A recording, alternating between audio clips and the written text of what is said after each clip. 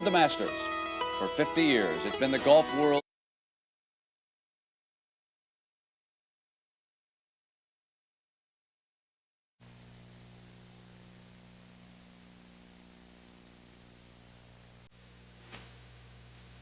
The Augusta National, home of the Masters.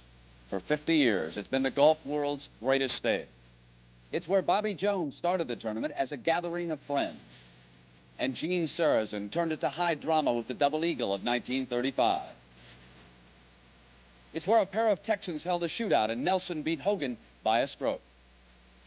And where yet another Texan put his own brand on the Masters, Jimmy DeMeritt, the first three-time winner. It's where Sam Snead dominated in the early 50s, before a kid from Pennsylvania took the reins, and Arnold Palmer was the first to win 4 times.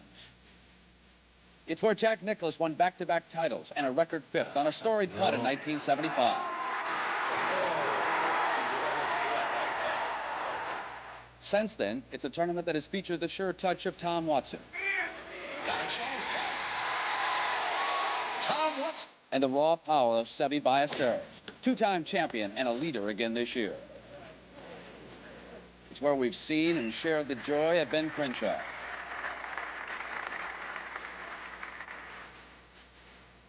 And last year's heartbreak of Curtis Strange. He found the water on the second nine's par 5. And so gave way to the closing charge of West Germany's Bernhard Langer. The Augusta National, golf's greatest stage. The Masters, a tradition unlike any other. Good afternoon. Welcome to the 1986 Masters Tournament. As in the past, the club will continue the policy of limited commercial interruptions so that the viewer will not be denied any of the live action. This unique policy could not be implemented without the cooperation of our 2 television sponsors, Cadillac Motor Car Division of General Motors and the Travelers Company. And now, on behalf of all involved, we hope you enjoy the tournament. CBS Sports is proud to present the 1986 Masters Tournament, sponsored by The Travelers, one of America's strongest, most experienced financial experts, and by Cadillac Motor Car Division and your Cadillac dealer. Tournament began Thursday morning. One of the honorary starters, Gene Sarazen, watch his feet. Same move, he's back in 1935. Playing alongside Gene Thursday morning as one of the starters, Sam Snead, the 3-time Masters champion. He's now 75, but he's still got that graceful swing. As much as anything, the wind really dominated the first round here at Augusta. But Bill Kratzert from Fort Wayne, Indiana, had a steady hand on that Thursday. He shot a 4-under 68 and shared the first round lead with Ken Green, who demonstrated a putting touch like this.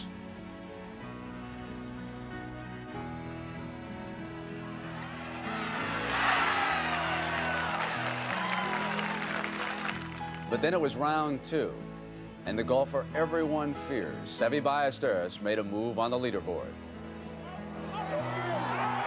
An eagle on 15, and Seve would move to 5 under par. Then it was round 3 yesterday.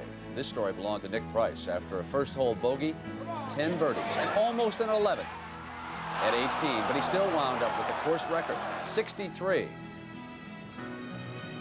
But the man who moved to the top of the leaderboard was Greg Norman of Australia with that birdie putt at 17, and Seve Ballesteros went bogey, and there you see that Bernhard Langer, last year's Masters champion, has moved into a tie with Norman. Langer birdied number 2. Norman has been a magician just to stay at 6 under par so far on the front 9. And how about Jay Haas? He started the day even par, and he went 5 under through the first 8. And now, of course, he is trying to battle his way through Amen Corner and make that home stretch run where he will have the clubhouse lead if he can keep his game together.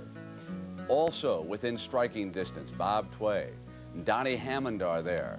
And Tom Watson has lost a shot, and he is now 3 under par through 7 holes here on the final round at Augusta. The weather conditions today, absolutely gorgeous. If you could just describe the day that you wanted to play golf, you would pick this one. It's warm, 85 degrees. Look at very little wind to bother these players when they come through that treacherous amen corner at 11, 12, and 13. Now let's go out and meet the gentlemen who are going to be describing the action for you here this afternoon at Augusta. Let's start at the 10th hole. I'm Bob Murphy. I'll be at the 10th hole, the 485-yard par 4. You can see that the difficulty of this hole is playing over par, 4.2. The pin today is in the back left, and the danger, of course, will be hitting the ball over the green or to the left, leaving a very difficult chip shot. I'm Steve Melnick, and I'll be at the 11th hole, a 455-yard par 4. Degree of difficulty this week, 4.17. Today's pin placement cut near the small pond brings it very much into play. And I'll be at the 12th hole, a 162-yard par 3. Through 3 days, the degree of difficulty, 3.16. Today's pin placement in the back right brings that water very much into play as well. I'm Ken Ventura, and I'll be at the 13th hole, a 465-yard par 5. 4 bunkers behind the green, but a creek protects the front of the green and the right side. Don't let the scoring here fool you. They've had 8 eagles. It's a beautiful hole, requires talent and experience. Today, the pin is in the right side of the green. It'll take its toll today, but undoubtedly, it's the most beautiful hole at Augusta. I'm Gary McCord. I'll be on the 14th hole. Par 4, dog leg to the left, slightly uphill. This hole is characterized by the most severe green on the golf course. It has a huge ridge that runs the width of this green. The pin placement today will be virtually inaccessible. I'm Ben Wright. I'll be reporting the play from the 15th hole, a 500 yards straightaway par 5, where a big drive is required to the top of the hill if the player is to attempt a big carry over a pond in front of the shallow green. I'm Jim Nance. I'll be at the 16th hole, 182 yards par 3. Golfers will hit middle irons to a menacing green, which will slope toward the water, and today's pin placement on the back left will favor the golfer who can bring it in from right to left. I'm Vern Lundquist. I'll be at the 17th hole, a straight uphill par 4 measuring 400 yards. The pin today is cut back right, which takes the front bunker out of play, but leaves real problems for those going over the green. And I'm Pat Summerall. I'll be at 18, a 405-yard par 4. The finishing hole has trees on the right, bunkers on the left, a very narrow landing area. Whoever emerges as a champion when he makes the walk up that hill will experience one of the great moments in sport. Welcome, everybody. I'm Brent Musburger down in the Butler cabin, where about 3 hours from now, of course, the green jacket, the most prestigious prize in all of golf, will be awarded to the 1986 Masters champion. What a scramble. This could be a day we wind up with a playoff, and if they do, the golfers will immediately, Tom Weiskopf, go over to the 10th tee and put it up there. Now, let me ask you, what does it take to win here today? What do you have to have? Well, Augusta is unlike any of the other majors, Brent. There is no rough here. It has wide fairways, but you need strategy off the tee because it is really a second shot golf course, meaning that you must put the ball in a position on the green to keep away from 3 putting all the time, putting pressure on your short game. It also favors the power player, the high ball hitter with a lot of spin to keep the ball up on those ledges, and they have to putt well here, and all of these players do just that. Now, let's go out to the 6th hole here on the front 9. 6 is a par 3, measuring today at 192 yards. Elevated tee perhaps 30 feet above the green, and the pin is cut back left some 24 yards from the front, so that bunker really shouldn't come into play, but the danger is keeping it left and kicking it off the green to the left. Bernhard Langer at 6 under par.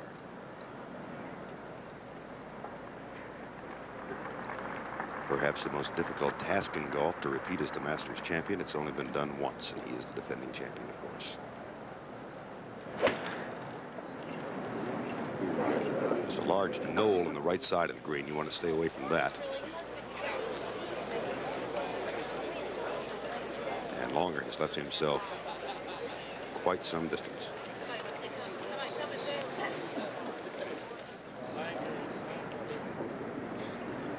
Now his fellow competitor, Donnie Hammond. Told you all yesterday he was a gallery guard here back when he was a teenager. Primarily at the 13th hole. What a thrill it must be for him to play in his first Masters and to be in contention on the final day. Hammond currently at -3. Never tried it, but I'll go with it if you want. Bogeyed the 5th hole. 3 under, having lost 2 shots to par today.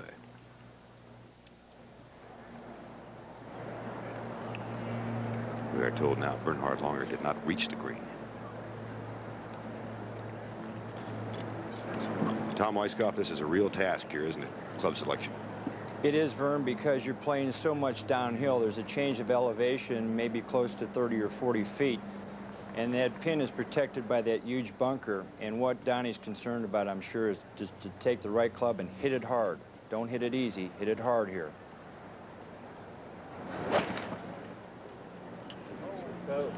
He took a rip at it.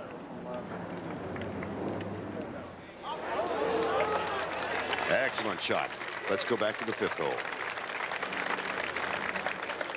Fifth hole is a 435-yard par 4. Greg Norman for birdie.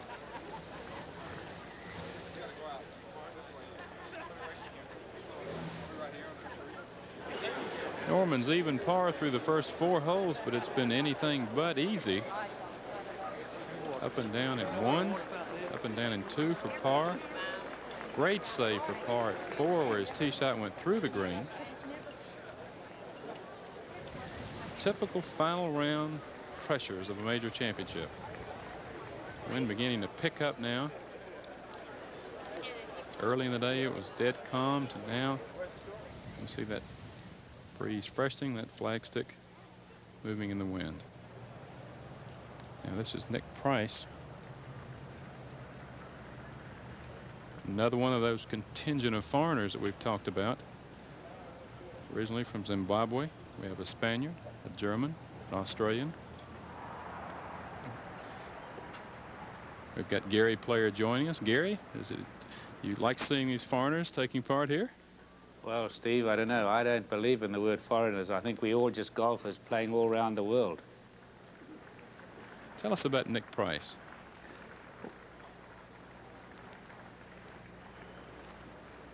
I think that Nick Price really is what I'd call a very humble man and an outstanding gentleman. I think everybody likes Nick, and he's a very, very talented man, and I think he's going to do very well in the future. Well, he certainly credits you with his presence on our tour. I think you initially brought him to this country or had something to do with it. Well, I think it's his own talent that has done it, Steve. Price with a bogey at 3 came back with a fine birdie at the long par 3 4th hole. He has some work left for par here. Nick Price on rounds of 79, 69, 63. Incredible 10 birdie 3rd round. New course record here at Augusta National. While we wait, let's go to 13. And just the right time to watch Jay Haas go for birdie to go to 6 under for the day and the tournament. He just leaves it on the top lip. Let's go back to 5. With that par, Price remains at 5 under, just as he started the day.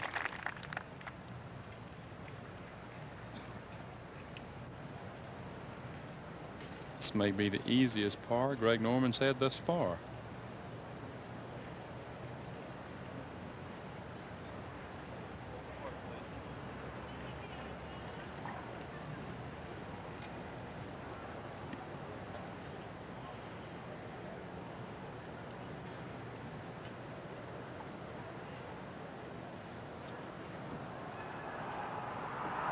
Par it is, that Norman remains at 6 under. Let's go to 6. Bernhard Longer.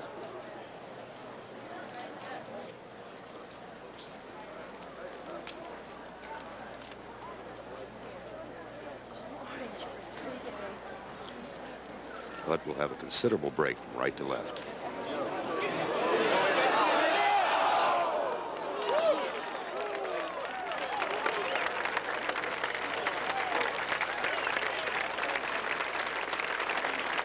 Moments ago, Steve Nolly talked with Bernhard Longer and asked him if it would be easier to win today than as the defending champion. It's not going to make it a lot easier, but it might help a little bit because I've been in a similar situation last year and I won, so maybe I can do the same thing this year.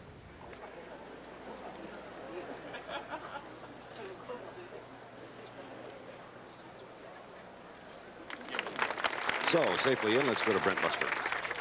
All right, Vern, let's take a look at some action earlier, Tom. This was Seve Ballesteros on the first hole. A perfect drive to the center of the fairway. Probably played a short iron here to the back left pin placement.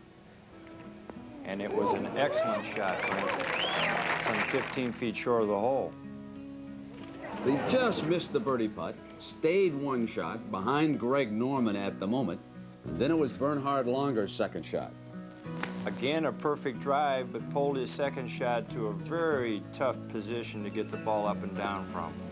And he was able to do it, saved par right there. And the man who has had to save par throughout this opening round has been Greg Norman. Well, after a poor tee shot in the right woods, I'm sure nerves have something to do with that starting. He played a miraculous little chip and run right here because that is a very difficult shot that he played, and he put it up to within 3.5 feet. So he saved par on the first hole, and then on the second hole in the twosome just in front of him, it was Longer for the birdie. Yes, this is from about 6 feet. Good putt, good solid putt, Brent. Became one of the co-leaders. Back on two, it was Norman for the par. Well, he played his third shot from the bunker and sculled it over the green and had a very difficult forced shot, which has to be played downhill through a little swale, and he saved par again. Longer for par on the third hole. Bernard has been playing very, very well, and again, leaves himself in a good position, you know, to make par. Greg Norman finally had an easy hole. Just missing the birdie there on three, but he makes his par.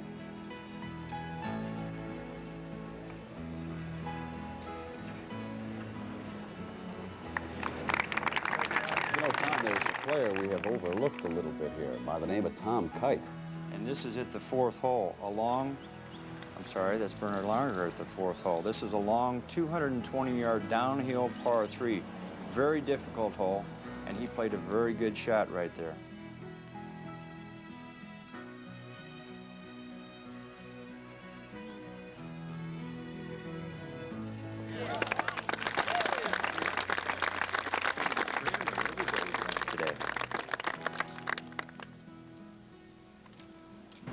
None more so than Greg Norman. This a par 3 fourth hole. Probably a 2 or 3 iron, and Greg went over the top of this shot, pulled it, hit it through the green, and put himself again in a very, very difficult position to save par. Here is Nick Price. Well, if you're going to hit a long iron and hit it well, this is the perfect example of how it should look. Now, Tom, let's show everyone Norman the Magician. Well, he's over there on the next tee almost, the 5th tee, Brent, so he has to chip the ball up through a swale, and then the ball goes downhill to the pin, past the pin, to within 3.5, 4 feet again. Believe me, that was a marvelous golf shot. Price had lost a shot. This was for the birdie. Really a much-needed birdie. It gives you a lot of confidence to come back after a bogey with a birdie, especially on hole number 4, Brent. Tom, let me ask you, when you save par here again, what's the feeling? It can't get any worse? It's my tournament now? Or do you get a little jittery and say, what's going to befall me in the holes ahead? Well, this is number 6. Nick Price again, probably a 6-iron. Pins in the back part of the green. Good golf swing right there we're watching. He pulled his shot. Let's go out to the hole now, Tom. Well, that is the problem we talked about when we came on the air. That pin placed only 15 feet from the left edge. Saw John Mahaffey this morning have problems getting it up and down from just about that same spot. Now Greg Norman. And what a wonderfully scrambling first 5 holes he's had. This again is a par 3, 192 yards today, and the pin cut back left side. Tom, is that the most difficult pin placement on this green? I wouldn't say so. They're all difficult out there. Really, the top right pin placement is the most difficult. If Greg plays a right to left shot and uses the bank to the right of the hole, he has a chance of getting this ball very close to the hole if it's hit properly.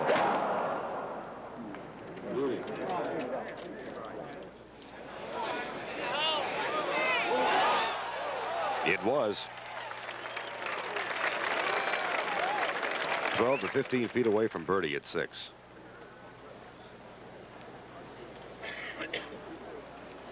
Now we're back live, and this is Nick Price from the left-hand side. So I can watch it, so I don't even want No, yeah. Now, Tommy, will he try and play a little bump and run shot here? Well, Vern, I think this is the wonderful thing about Augusta, and a very confusing characteristic, because he has so many options. He can putt the ball, he can play a chip and run, or he can pitch it. I would say he'll probably play a chip and run. No, see, that's the confusing thing. He knows he has 3 ways to play this shot. Gary, what do you think? Well, I think it depends on how you're feeling at the moment, Brent. Sometimes you feel confident with a little lofted shot, and other times you feel confident with a bump shot. And that does vary from day to day, just like your feel varies from day to day. Nick Price, second shot. Alistair. Well, he made the right decision.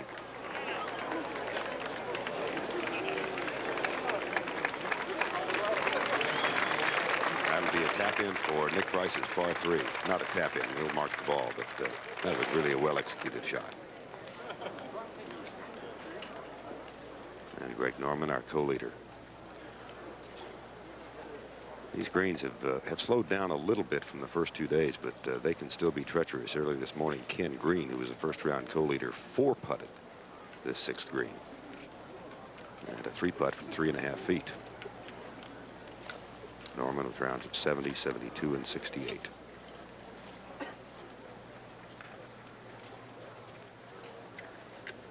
Vern? Yes, Tom. This putt appears to be flat. Believe me, it is not flat. It is downhill, it is very fast, and it'll break left to right. Good opportunity, though.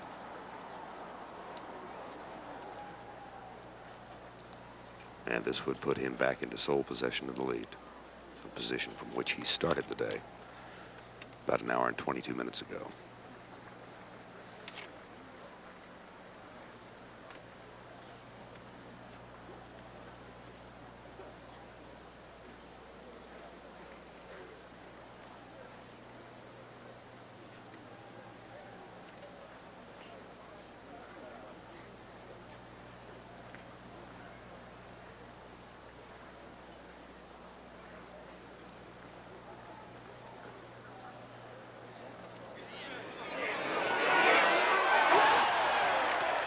First birdie of the afternoon, and Greg Norman is back in sole possession of the lead in the final round of the 1986 Masters. Greg Norman's first birdie has put him at 7 under par. Ballesteros and Longer are just a stroke back, followed by Haas, Kite, and Nick Price.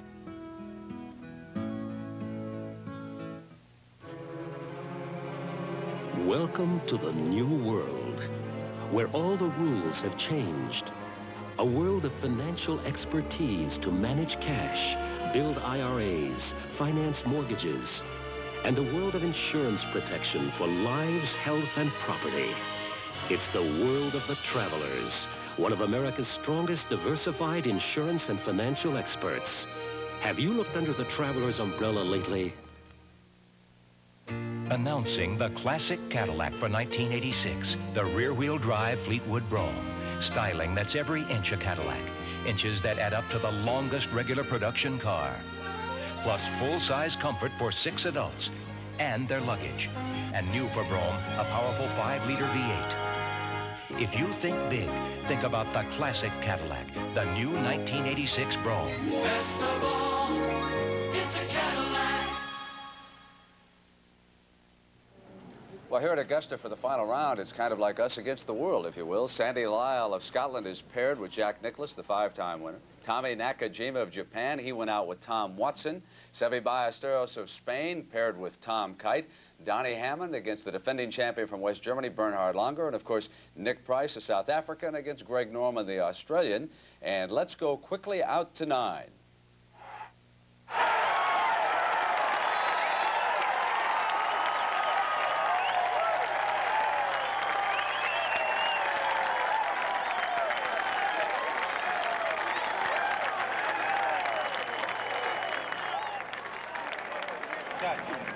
That's Greg Norman with a long iron at this, the equal shortest par 4 on the course at 360 yards, known as pampas for the grass that is growing in clumps behind the tee.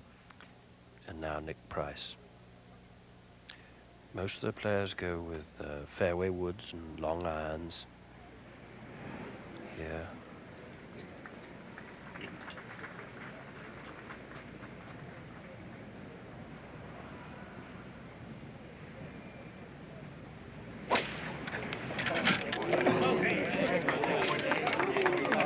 That was a very aggressive swing and a splendid result. It's a very narrow little par 4 with 5 bunkers encircling the green as we go to the 9th.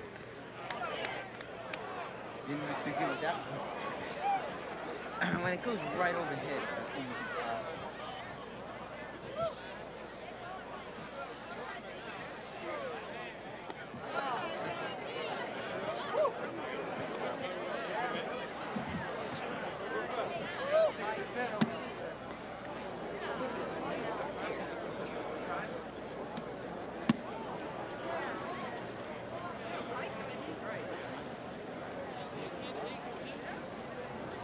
Here we have Jay Haas.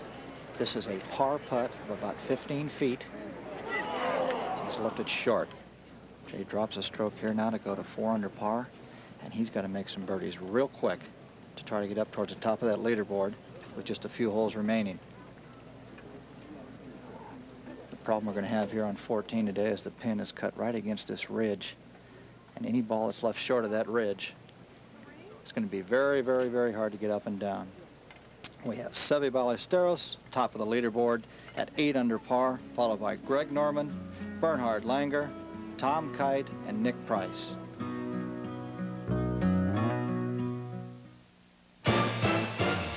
You've never driven a Cadillac like this before. The all-new Cadillac Eldorado Biarritz. Its driver-oriented engineering brings the road alive. With a high-compression V8, tenacious 4-wheel independent suspension, breakthrough technology in an exclusive environment of genuine American walnut and supple leather seating areas. Meet the all-new Eldorado on your own terms. Drive it now.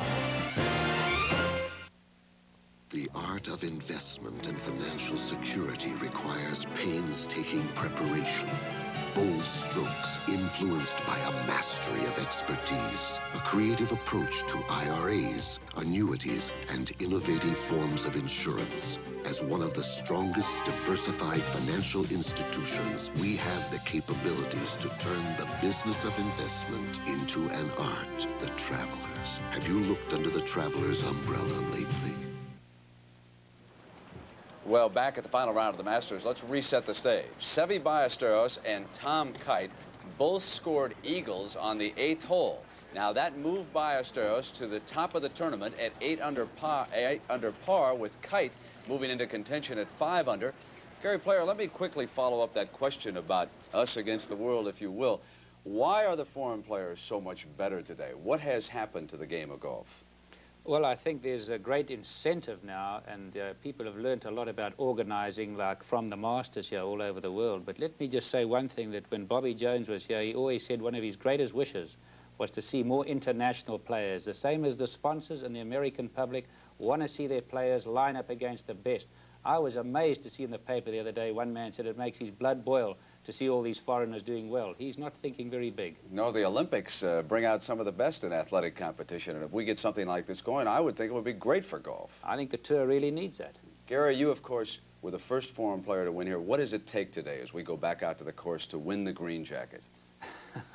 You've got to have everything going right, and I'm just choking just watching it here, really. This is marvelous. Gary, thank you very much. Let's go out to the 7th hole. And Greg Norman waiting for what is happening on the green, which involves Bernhard Langer, who is 6 under par, and Donnie Hammond, who is 3 under par. And that was a 4th shot of Bernhard Langer, who is obviously tangled with the trees that close in on you on both sides of this very short but deadly little par 4. So Longer in all kinds of trouble.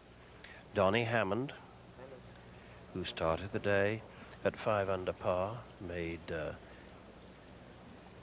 bogey at the first hole. He birdied the second, but he bogeyed the third. And there's Seve Ballesteros, who is in trouble at the 9th hole, and that's where we'll go. Up at the green, Tom Watson.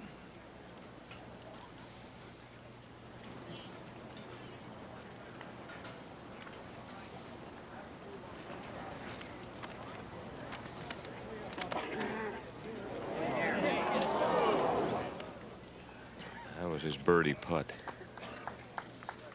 And from where he was, to stop it coming down that hill, about the only place to stop it is in the hole.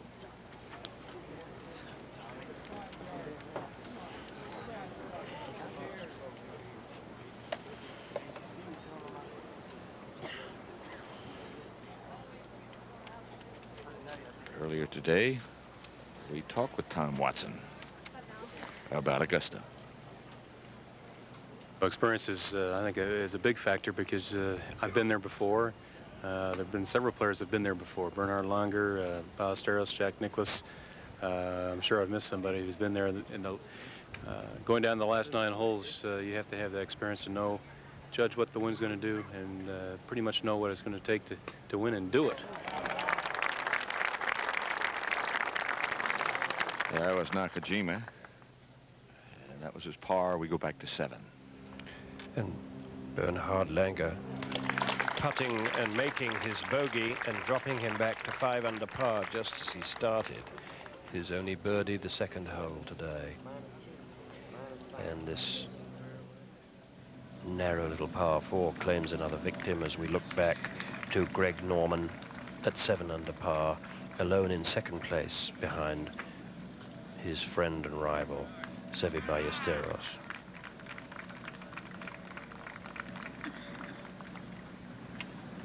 It's only a 9-iron at most. But it's a shallow little green, and it is virtually surrounded by 5 bunkers.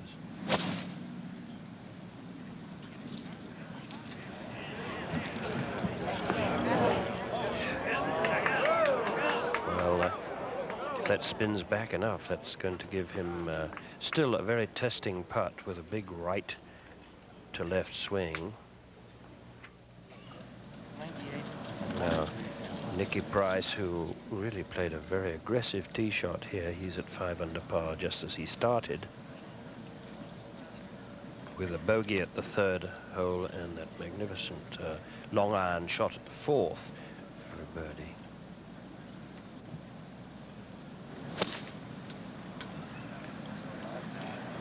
The hole is cut just 4 yards from the left-hand edge of the green, and that is the kind of thing that can happen when it is placed there. He's going to have a desperate downhill slider left to right from there.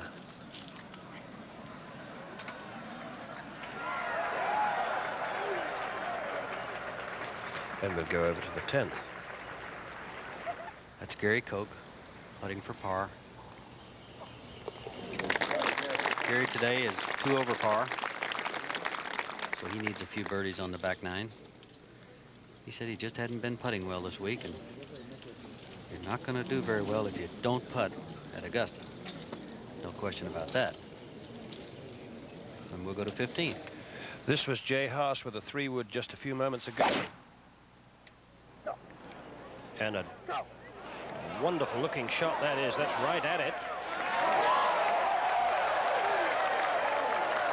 And Jay Haas has a great opportunity for a birdie here and could set a target now to the 9th. Ballesteros in trouble, along with Kite not in trouble. But that's his playing partner. Ballesteros is with difficulty.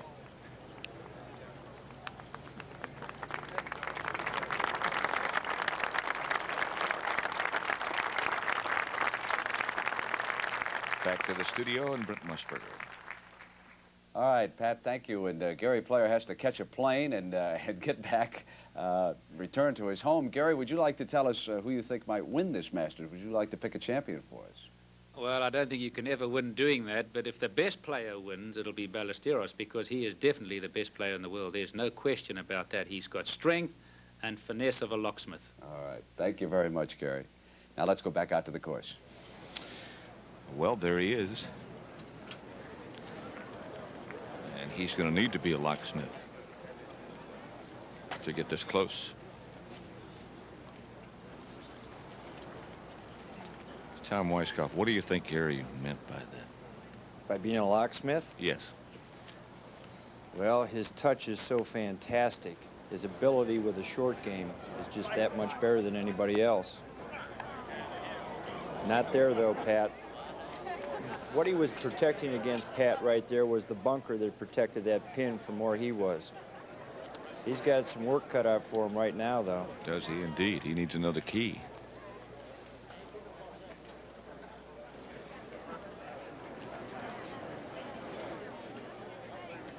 Back to 15. And now Ben Crenshaw with his second shot with a 3-wood from the best part of 240 yards. And another glorious golf shot comes in here at 1 under par for the day and the tournament. And as we go to the 7th hole, Nicky Price taps in for his par, having chipped quite elegantly from behind the green, and he will remain at 5 under par. Just 3 off the pace, but the pace likely to slacken off a little since Ballesteros is having all his problems at the 9th hole.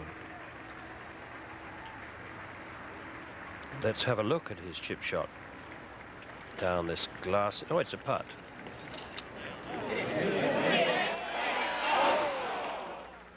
Superb. Now Greg Norman with a really tricky putt. This green is traditionally very fast because it is exposed to the wind, which is distinctly freshening this afternoon. And there you see how these invaders have intruded in the last 8 years.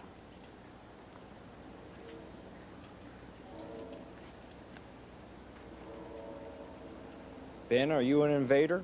You could say that. We like you, Ben. Thank you. Oh, that's way offline. That's left himself an awful lot of hard work to do to stay at 7 under par. And over to the 9th. And Ballesteros. That's his 4th shot.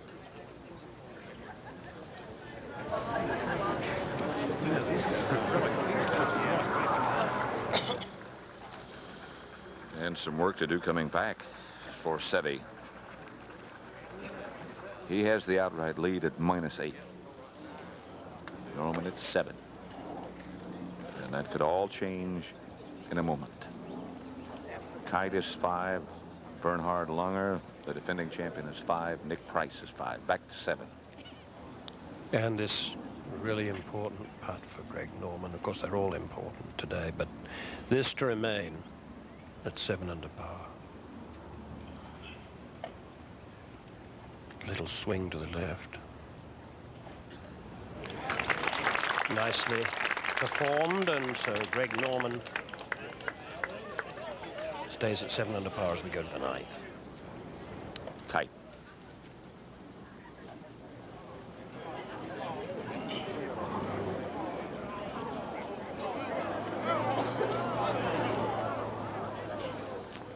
And Thomas left himself at shore to 15. Ben Crenshaw has this putt for an eagle. He knows it only too well. And it will go, I think, a little to the left. This is an unfamiliar pin placement for the final day. An interesting one in that it gets the players to go at this green. Well, he thinks it goes the other way, and he's right. Now he will have at least 4 feet coming back for his birdie. Green's getting distinctly treacherous after yesterday when they were only single cut and they were distinctly slower than normal. And now Jay Haas, who has this great opportunity for an eagle 3, and if he could get into the clubhouse at 6, 7, maybe 8 under par, he could really give all those players way out on the golf course a tremendous task to beat him. This one definitely does go left to right.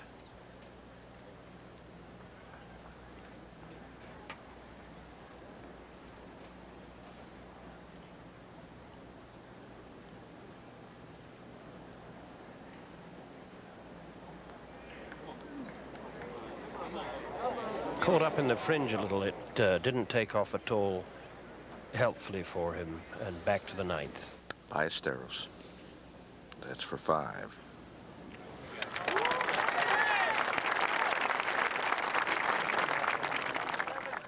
Tom Kite, Seve's playing partner, by the way, made his par, so he stays at 5. Ballesteros drops back to 7. We go to 10. Earlier, Jack Nicklaus for birdie to go 4 under par. And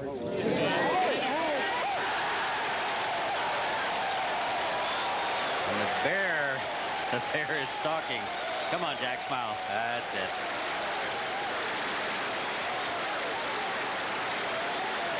We won't count him out on this back 9. How many times has he played it and next to nothing to win? Back in the fairway, Tommy Nakajima. Driven it in the right trees, actually. I'm sorry. What a shot that is. Left himself some 7 or 8 feet for birdie. We'll go back to 15. And Ben Crenshaw. Oh, dear.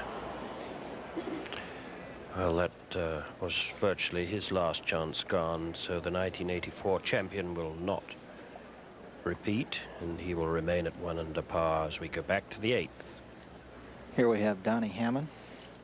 Probably got about 60 yards, 3rd shot. That pin is cut back in the left of this green, which actually is a dog leg to the left green. Donnie looked like he chunked that a little bit, and he's got his work cut out for him here. He's got a good 50-footer up over this rise and into a green where the pin is, slopes drastically from right to left. The last group that just went through here, nothing really happened. Tom Kite hold a 100-yard wedge, and then Seve hold a 125-yard wedge shot on top of him for 2 eagles. So we have at this time on our leaderboard Seve Ballesteros, Greg Norman tied at 7 under par, followed by Jay Haas.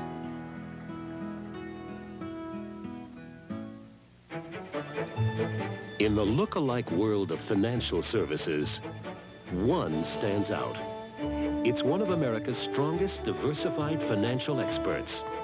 A fortress of insurance protection for group medical care and employee benefits. A master architect of financial growth in pensions, mutual funds, and real estate investments. It's the Travelers. Have you looked under the Travelers umbrella lately? There's a special kind of Cadillac, the new 1986 Seville, the ultimate Cadillac. Very new, very sophisticated, with road manners to match. You could call the 1986 Seville the new essence of elegance. Best of all, it's a Cadillac.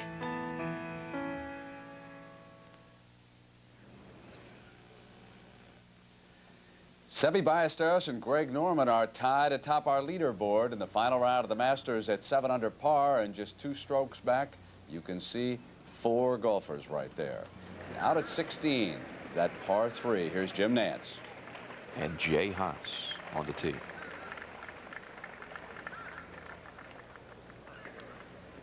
Backs away. Many of the players struggling in club decision today, either 5 or 6 iron. Haas put on a similar charge last year in the final round. shooting a 67 and finishing 5th, only 3 shots behind Longer. Coming off the birdie at 15.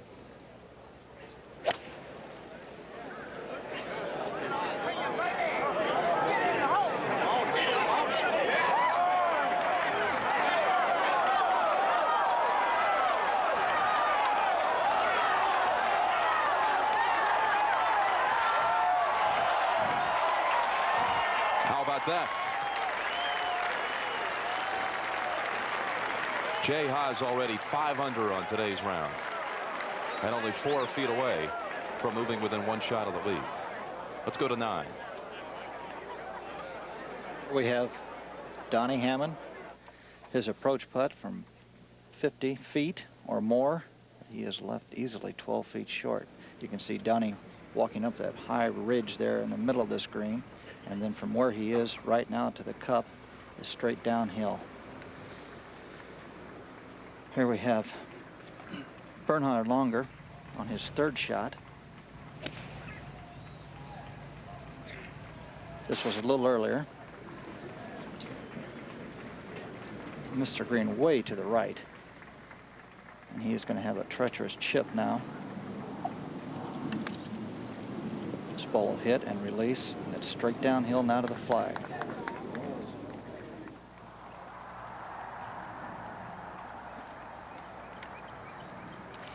Here's Donnie Hammond live. 12-footer, save his par.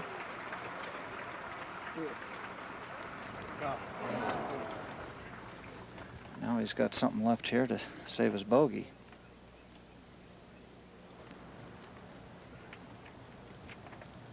He will mark and let Bernhard look this one over.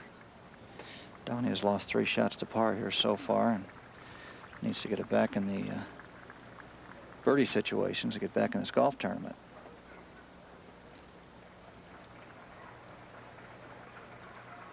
This par 5 is 535 yards. Tee shot is uphill with a bunker off to the right-hand side of the fairway with a carry of about 260 yards.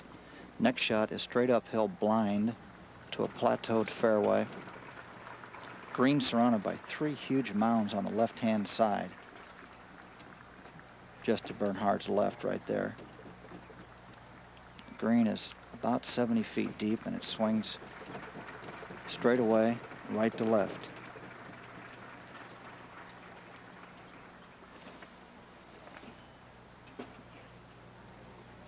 Bernhard's putting cross-handed, so it must be outside of 15 feet there. He has hit it good 3.5 feet by the hole. Let's go to 16. Shades of the old game show. Can you top this? Jay Haas had just put his tee shot within 4 feet of the cup here at 16. Then it was Ben Crenshaw's turn. The best of the day here at 16.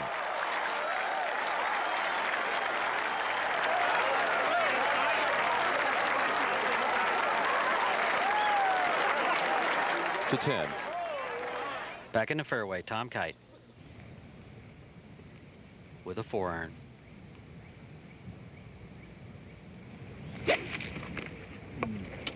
Tom's 5 under, 2 shots behind the lead. Get him. Stop now, stop. Boy, that is an excellent shot. Tommy Nakajima earlier missed a seemingly relatively easy birdie putt from about 8 feet, but they're just not easy. Back in the fairway, Seve from approximately 175. And we heard that Bernhard Longer has bogeyed number 8. Seve with a 6-iron.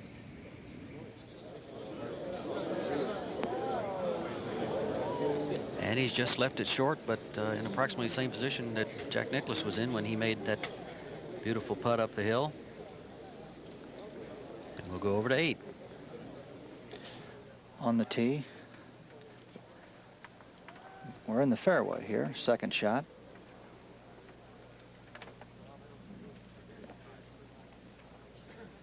Greg Norman. Greg looks like he's got a wooden club out, so he's going to have a whack at this green, looks like.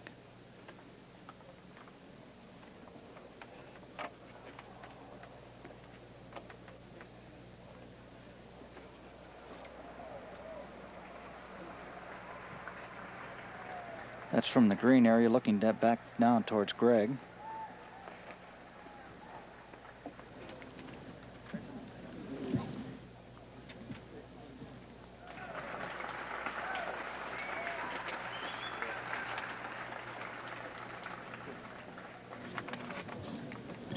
He didn't waste any of that right there. That's all he's got. Tom Weiskopf? Where is he?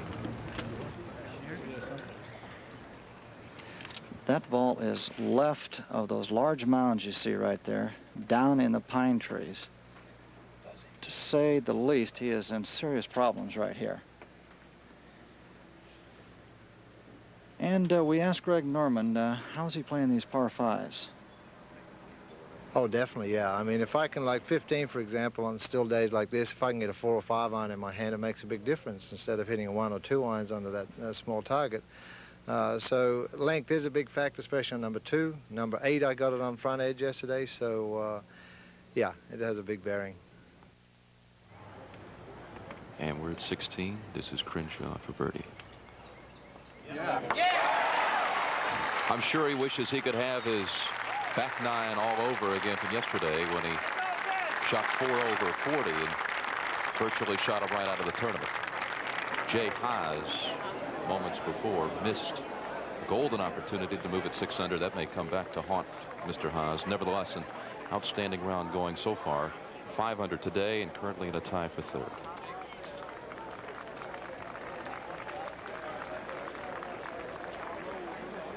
Let's go to 10. Seve is summing up his putt here of some 28 feet, maybe 30 feet. This hole has been the scene in the past 2 years of the good news, bad news, if you will. The good news when Crenshaw made that fantastic 65-foot putt straight up the hill. And then last year, of course, when Curtis Strange 3-putted this hole and more or less gave it away on the back 9. So this could be the turning point for Seve right here after bogey in 9. Get back on the track. I notice how Seve holds the putter in his right hand and sort of swings it. He's just putting a little mindset in there, which gives him the touch for the putt. Quiet stroke, easy back and accelerate through. This putt will work from Seve's right to his left.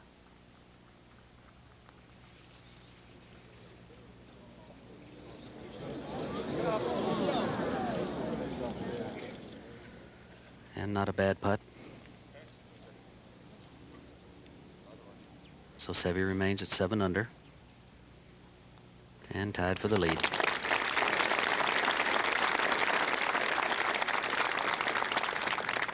Seve said yesterday that he missed an awful lot of putts under 15 feet, and he just was a little disappointed, but he was happy with his position. And we'll go back to 8.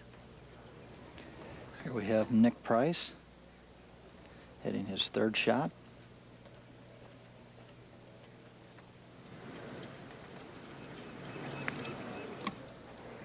Keep this shot to the right of the flag. Try to get over that mound, and now the ball rolls slowly towards the flag. Let's go to 11. Nicklaus to move 5 under.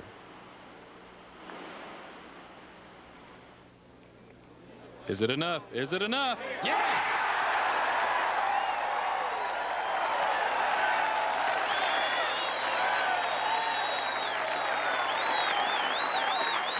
Three birdies in a row for Nicklaus. 9, 10, 11.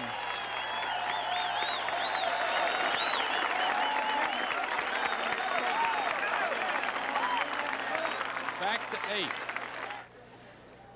And here we have Greg Norman with an absolutely impossible shot. He did very, very good to get that ball in the green.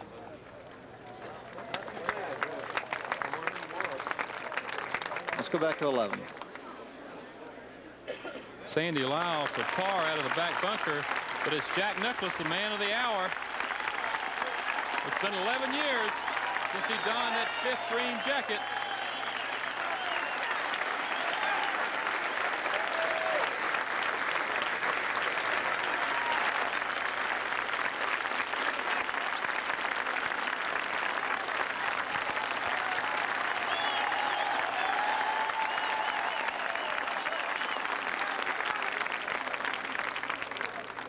crowd stands as one in admiration. To 10. Earlier, Tom Kite for birdie. Afraid Tom just never hit that putt.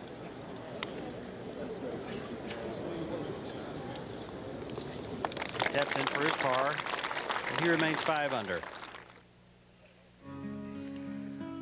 So Seve and Greg Norman are 2 shots out in front of Jay Haas and charging Jack Nicklaus.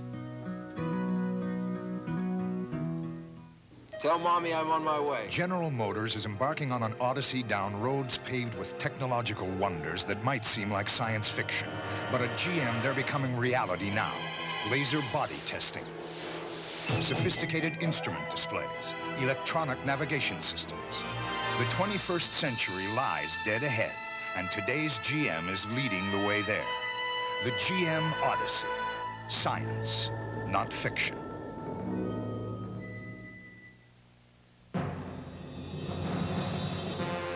Today, millions of Americans are better off than ever before. Better off with expertise on how to manage cash, finance mortgages, and accumulate assets. Better off with the finest insurance protection for their lives, property, and businesses. They're better off under the umbrella of one of America's largest diversified financial enterprises, the Travelers. Have you looked under the Travelers umbrella lately? It's like the days of old here at Augusta when Jack Nicklaus moves to the top of that leaderboard. You can tell by the sounds when someone like a Nicklaus or an Arnold Palmer makes a move. Out to 8. Here you see Greg Norman's birdie attempt, rolling down towards the flag. Rolling and rolling.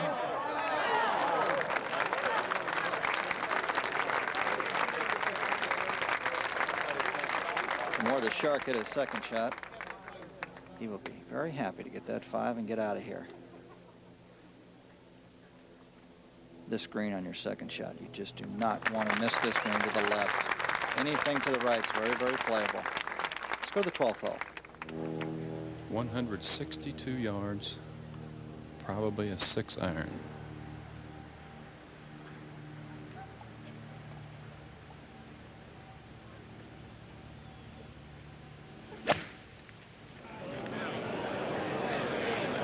That's way left.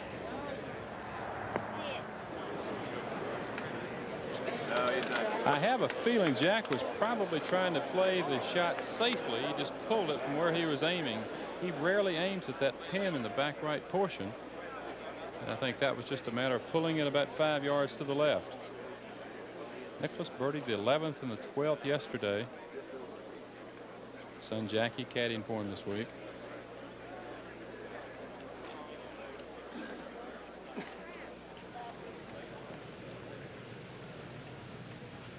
Current British Open champion Sandy Lyle. Sandy 1 under par in his round today. 3 under in all. Make your mind up with it over that bunker. It's the hardest thing to do here. Sometimes it comes more a test of your nerves than it does a test of your skill. Lyle probably going with a 7-iron. And he too going left. It's up on the bank and got a great bounce almost to the green surface. Not a very good shot by Sandy, but a good break.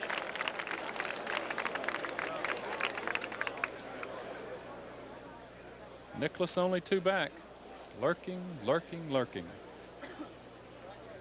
2-8. Here we have Nick Price. His attempt for a birdie. Got it. Once again, the ball's falling off to the left of the hole. Nick will remain at 5 under par. Believe he can handle that one.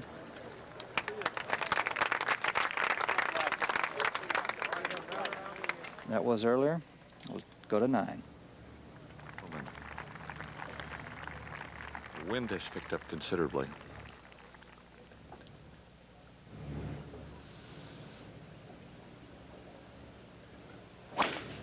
Big drive. Yeah. The reaction's good. Everyone seems to be pleased. including Greg Norman, and that should be the case. That's a good drive. Perfect. Up on the green, the defending champion. That's par for him. And Langer goes to 10. In the meantime, back on the tee is Nick Price. Birdied 10 out of the last 15 holes yesterday. You stop and think about that one. Over to 17. Jay Haas just 2 strokes off the lead. Second shot. It is on this par 4. Haas about 20 feet away to go 6 under. Let's go to the 11th hole. Tom Watson now. Tom has dropped 1 shot to par today. He's now at 3 under. No birdies, only a bogey at the par 3 6th hole. Bob Murphy, I know that Tom Watson has struggled with his game thus far. He is that, Steve. What I wanted to say was I couldn't help but notice Nicklaus seems to be much more comfortable and more crouched. I'll wait till Tom putts here. Putt little swing from his right.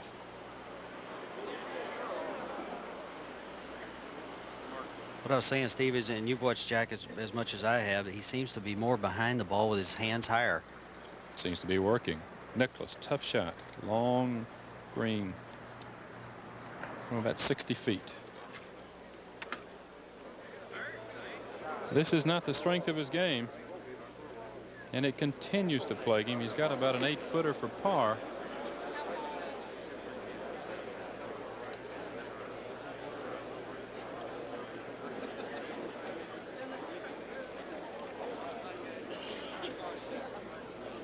Watch Jack through the first 3 rounds hit the ball so well from tee to green and make virtually nothing once he got there.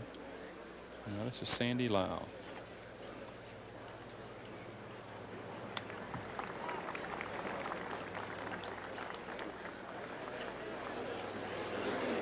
And a fan shot by Sandy.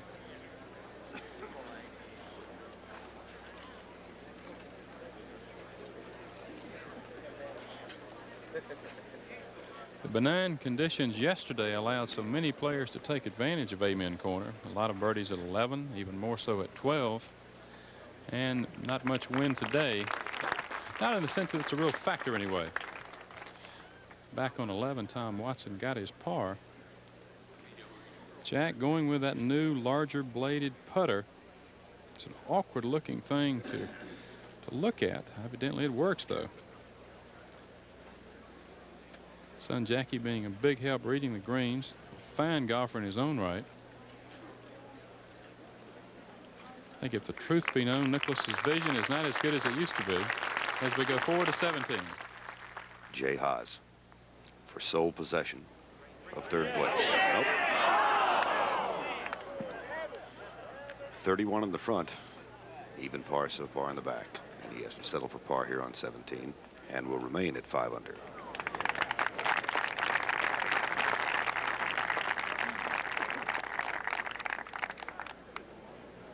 Let's go to the 9th hole. A 9, a par 4, 435 yards in length. Nick Price.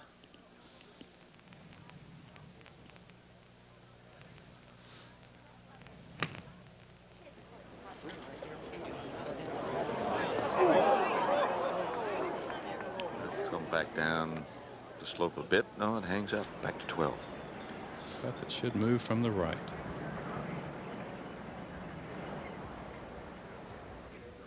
Move the other way.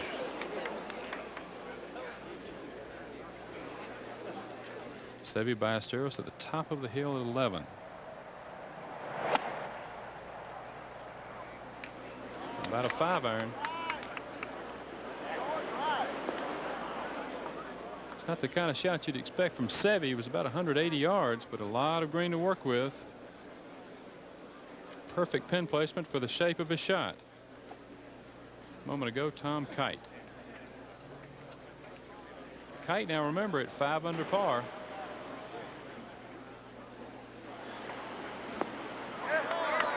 What a gorgeous shot that is. Back to 9. Greg Norman.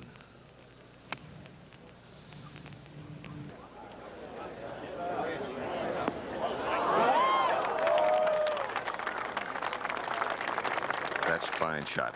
Nobody really has been able to get that close. Norman, the co-leader, -9. He and Ballesteros, both at -7.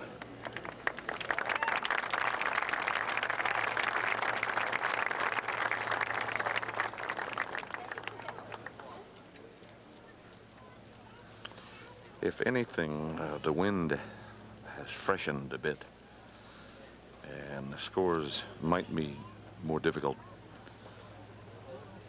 as they go down the back stretch and around Amen Corner over to 15. Where the sartorially elegant Payne Stewart has this putt for a birdie.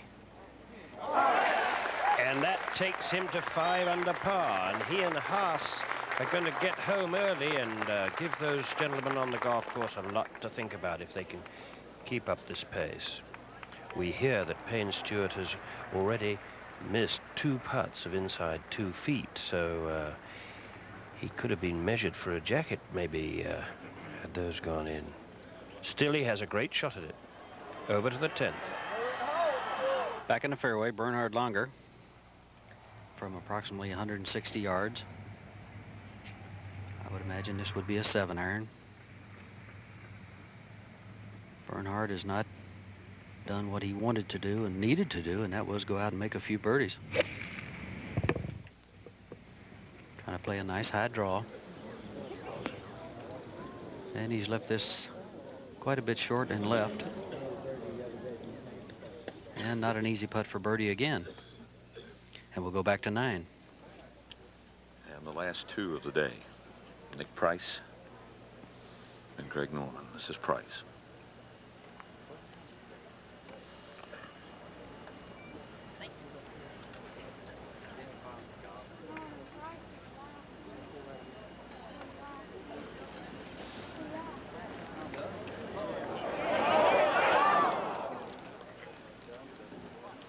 Something left.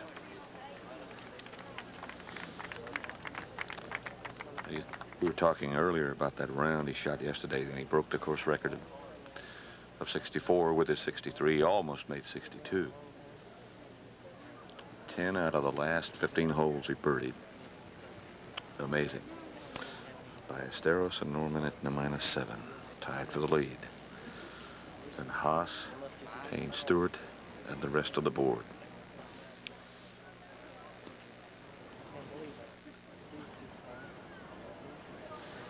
Co-leader.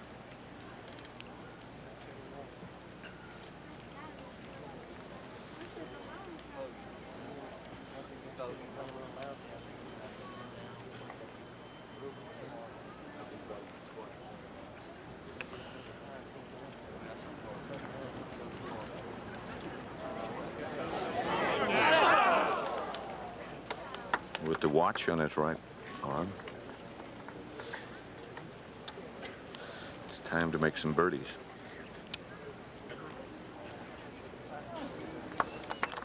However, that's par.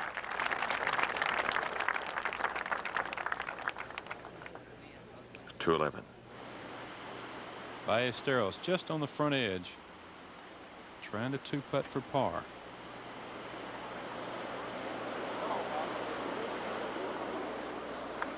Well, he misread the speed in the sense that the slope took it to the left. Let's go to 9. Price.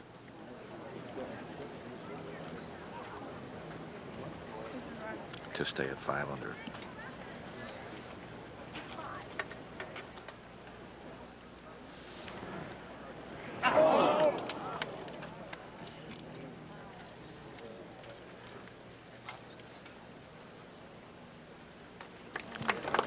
That's 5.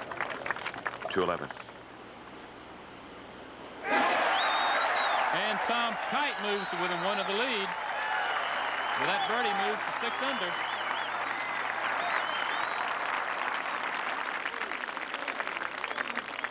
Tom Kite Kite's record here at Augusta, second to none. He has everything but a green jacket. And now the man who owns 2 green jackets in 1980 and 1983. This for par. This to remain tied with Greg Norman at 7 under.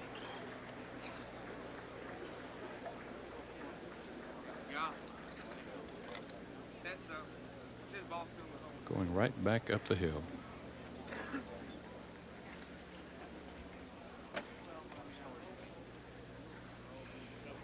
Got it. Ballesteros and Norman at 7 under. Now Tom Kite lurking 1 shot back. Haas and Stewart at 5 under par.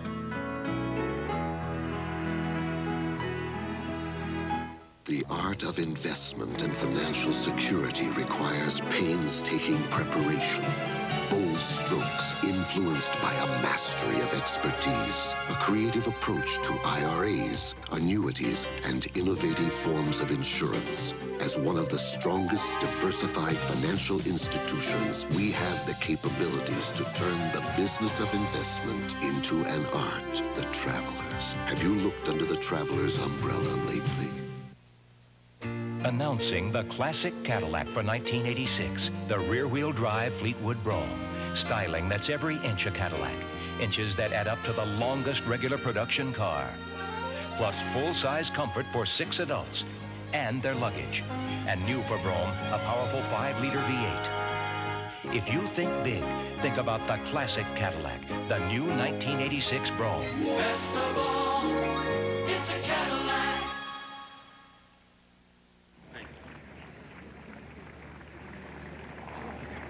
Nick Price on the tee. This beautiful par 4, dogleg left. Down the hill, the ideal tee shots. A nice draw right to left. Oh, beauty, Nick. Beauty there. And someone certainly liked it. And well, they should. Right in the heart of the fairway and long.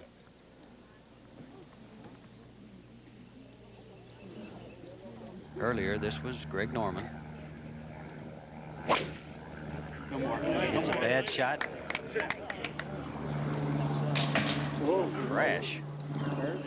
And hello, there it is. But I'm afraid he's left himself some 300 yards away. And we'll go back to 12. This is Watson for par.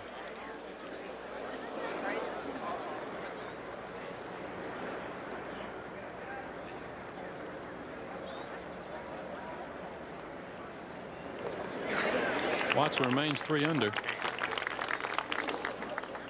Struggling with his game.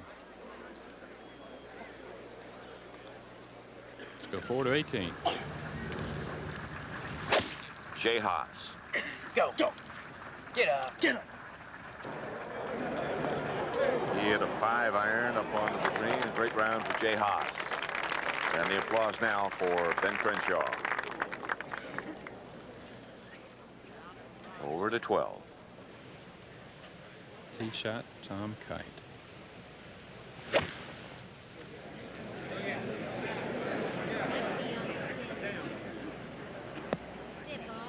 Put it just through the green. Kite came here in 1984, 1 shot out of the lead and put his tee shot in the water. It's no surprise that he took a safer route left. Didn't even put the pin in play here.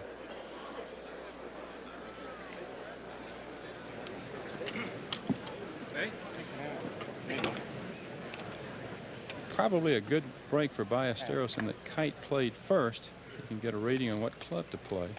Seve's about a half club longer than Tom with his mid-irons.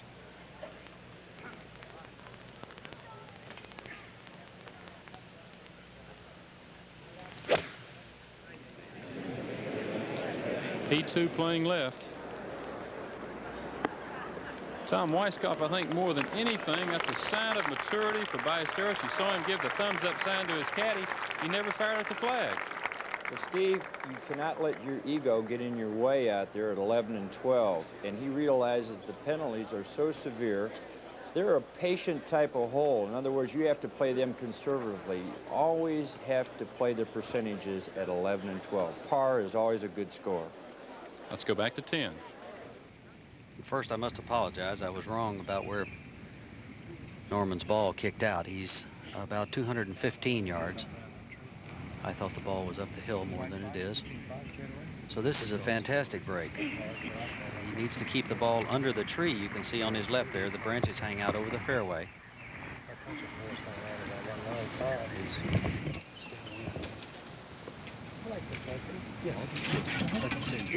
Selected a 4-iron. That might seem a long shot to many of us. However, standing on the downhill, he will shut the blade down some. So as a result, it'll be a very strong 4-iron shot. Pin is cut right in the center back of the green.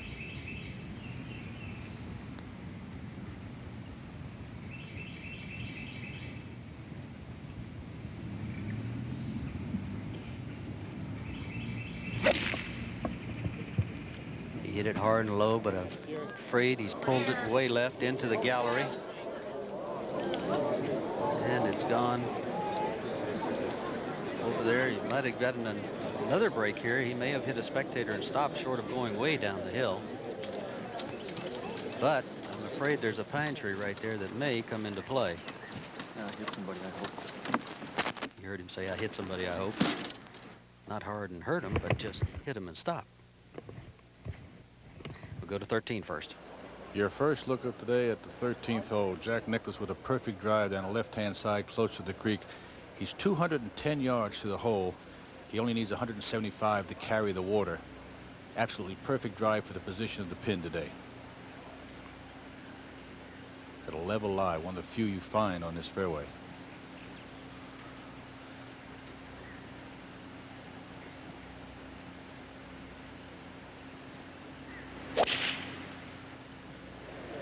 Going to be just a little bit left, but it's right on target. Hits the middle of the green and checks up, leaving himself about 40 feet. How important that might have been or will be, thinking going back to making bogey at 12. But what a fantastic birdies at 9, 10, and 11. Only to bogey 12, but he's 2 putts away for birdie to go back to 5 under, and still it's a lot of golf left. And let's go back to 12. Tom Kite from just over the back of the green. When you talk about the strength of this man's game, you're looking at it right now.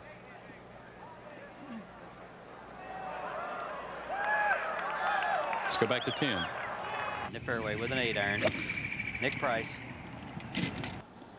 Big, high drawing shot. Watch this. Just skirts the edge of the hole and almost went in. We'll go back to 13. And I guess all the way home now to the 18th, he will hear this same applause in tribute of a 5-time master champion. And his Valentry today at 4 under par. A tribute well deserved.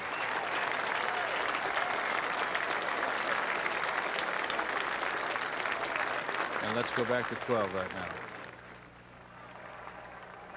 Second shot for Kite.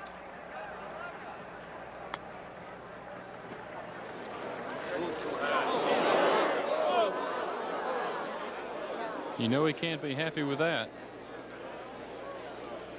Kite began the hole never trying to make birdie, and now he's going to have to work hard to make par as we go back to 10. And the troubles of Greg Norman. Greg, you can see doing a little house cleaning there. His ball hit short of the gallery and then pitched into the people and hit someone and stopped. So I'm presuming that he has a shot. I don't know, however, if he can come straight at the hole. We'll see in a moment. And or whether or not that tree in back of him is in play. Is his swing restricted? Yes, he's taking a funny stance here. What he's doing is closing the face of the club, taking a short backswing so that the ball will come off sharply at a left angle to go as... And he's just hit it much too hard and run through and over the green and into the bunker and over to 12. Ballesteros for birdie. He never factored 2 into his equation here at 12. play the hole to make 3. That's what he made.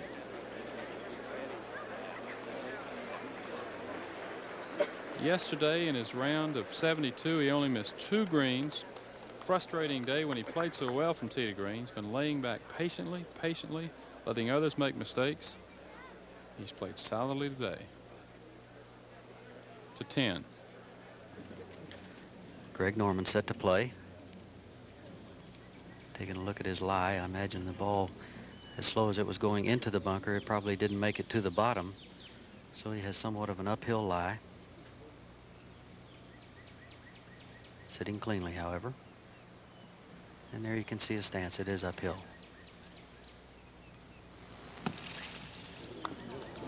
And that needs to hurry. But not bad. We'll go back to 12. Kite to save par.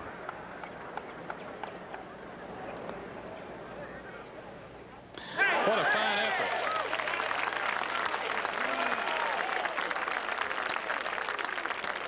Kite put those problems in the past at 12 to rest. Let's go 4 to 13. Jack Nicklaus surveying this some 45-footer from the center of the green. Makes it difficult here is now the long shadows. He has to go, his ball is in the shadow of one of the tall pines and goes from the sun into the shadow, which is hard to really see the breaks. But by no means to make it would be a miracle, but it still has a chance. He is must have some confidence, of course, missing the one at 12 for par, but he made some pretty good putts at 9, 10, and 11. Jack at 4 under par.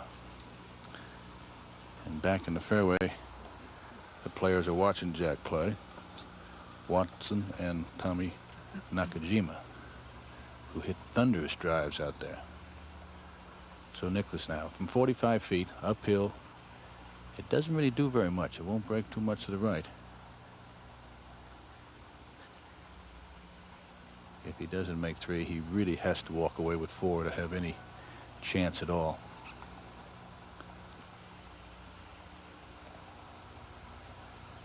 Amazing with all this people, the silence.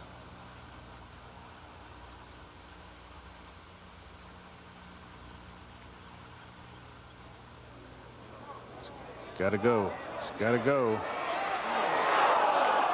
If it was harder, it might have missed on the left anyway, I believe, but it's a good lag putt.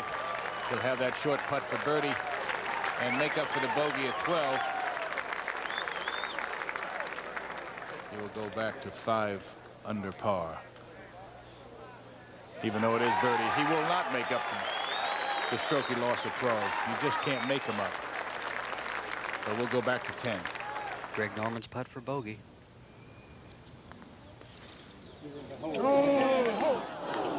And that is a double bogey. Greg's second double bogey on this hole. He 4-putted this hole earlier this week. Nick Price for birdie. And that's a good birdie, and that'll get Nick back on the play the back 9 the way he did yesterday. En route to 63. Having a little tougher go today. So Greg Norman has kicked away 2 shots here at the 10th hole, and Seve maintains the lead.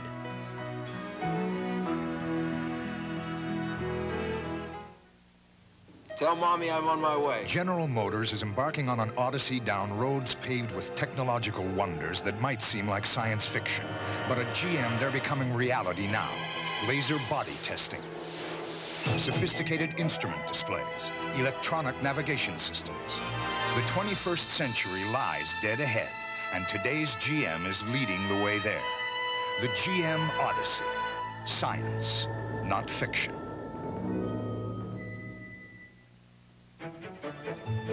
In the look-alike world of financial services, one stands out. It's one of America's strongest diversified financial experts. A fortress of insurance protection for group medical care and employee benefits. A master architect of financial growth in pensions, mutual funds, and real estate investments. It's the Travelers, Have you looked under the traveler's umbrella lately? Well, welcome back to Augusta, everybody. I'm Brent Musburger along with Tom Weisskopf. Tom, doesn't get any better than this. No, it doesn't. Each of these players within 2 strokes, or any player, controls their own destiny now. They have to make the decision whether to play conservative on certain holes that are coming up, or whether to take the bold approach and risk losing the tournament. All right, let's go out to the 13th now. Here's Ken Venturi.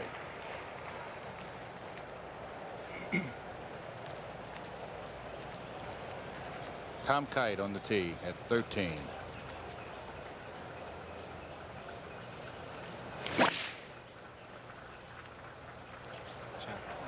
Must make it go right to left, get as close down that side. Perfect position. Perfect drive. What a beautiful drive. He will definitely be shooting at the green on his second shot. And Ballesteros now with his length holes, I believe the next 3 are really made for his tee shots. He can draw each one of them. 13, 14, and his length will help him at 15, but this is the task at hand right now, the tee shot at 13.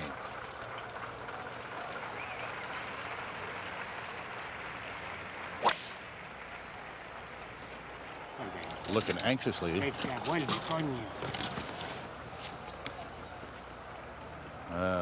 He hit it fine right out there where it's Kite, and that is 2 good drives.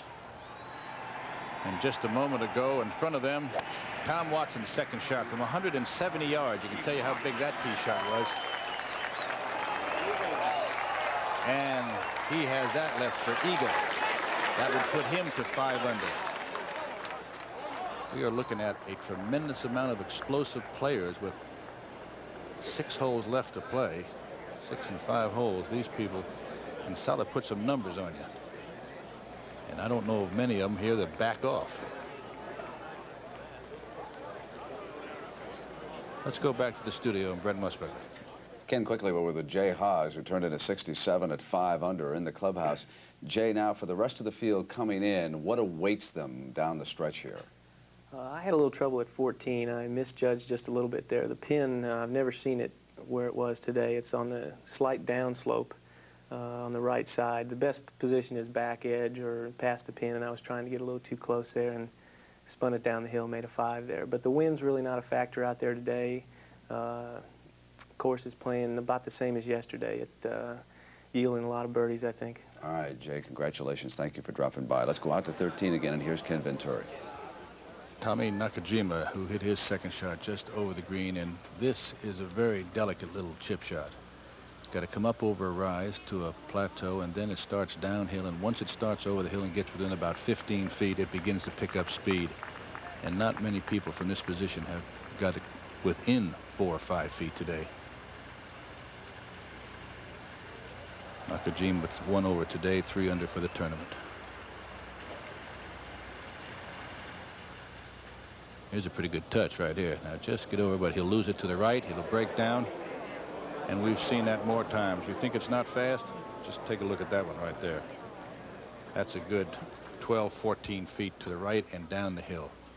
It's been almost impossible to get the ball anywhere near the hole from back of the screen. As we watch here, Tom Watson lining up. Here's some finishing scores for you.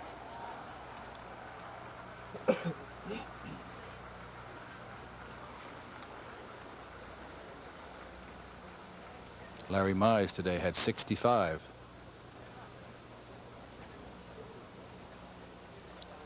Sam Randolph will be low amateur because he's the only amateur to make the cut. Billy Cratchit did well. Crenshaw and Jay Haas, what a good pairing that was today. They both played excellent. As we have a moment, we'll go back to 11 for a second. Greg Norman's second shot from about 180 yards.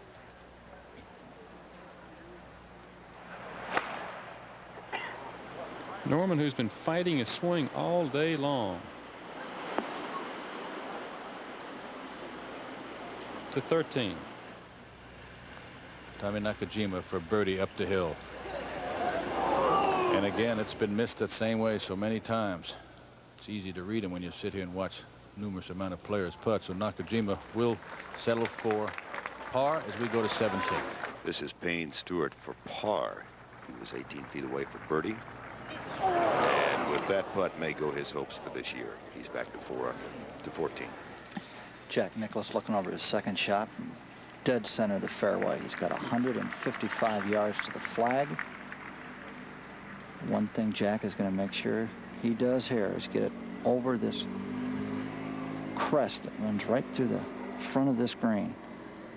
Jay Haas said it very well there just a minute ago. You want to get the ball past the flag here. If you're short of this green, you've got a lot of problems. Jack has hit it right back there in the back of the green. You can make 4 from there, but it's very difficult to make 4 short of this green. Let's go 13. Well, you saw the result. Tom Watson tapped it in for his birdie, and there's no need to say what happened on the first putt. He lost it on the low side. Disappointing, because if he had made that eagle, I'm telling you, Tom Watson would have come out of the chute at 14 with everything flying and been waiting back in the fairway. Ballesteros and Kite. Ballesteros is 195 yards.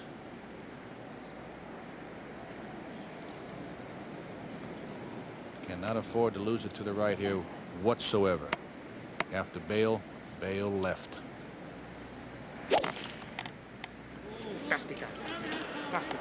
That is right in the middle, almost where Nicklaus hit it. In fact, he's running up. Watch out. Here it comes. Here it comes. What a beautiful shot. The difference between Nicklaus's and Ballesteros' shot is that Ballesteros' shot released and Nicklaus just grabbed up.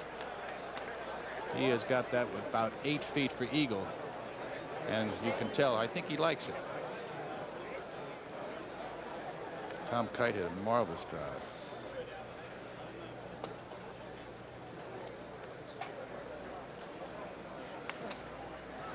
Tom Kite has to look at that from the fairway. I think he was thinking maybe with a good shot he might pick up a shot or so on.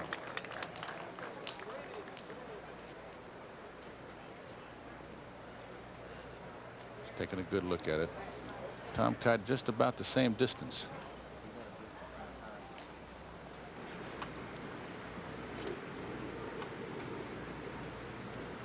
Tommy, is always something to watch another ball up there when you're trying to catch the guy, and he's got an eagle up there. That was a great shot, and I'm sure he's disappointed, but he has to forget about that pin and attack that pin, I feel.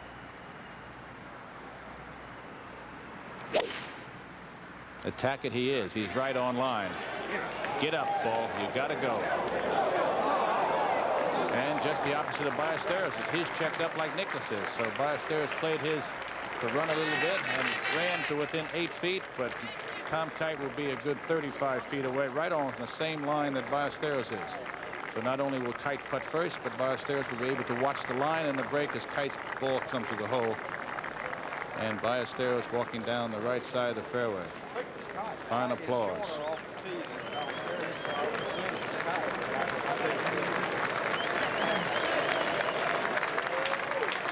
Well deserved as we go to 18 quickly.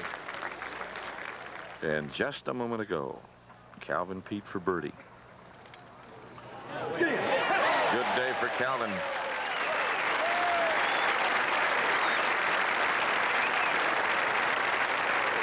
Back to 13.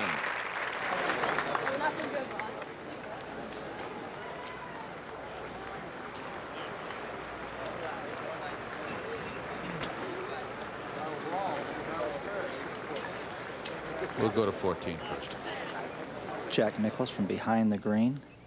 A downhill pitch shot of about 40 feet. Jack threw it into the fringe. He's going to let the ball go down. This looks real good.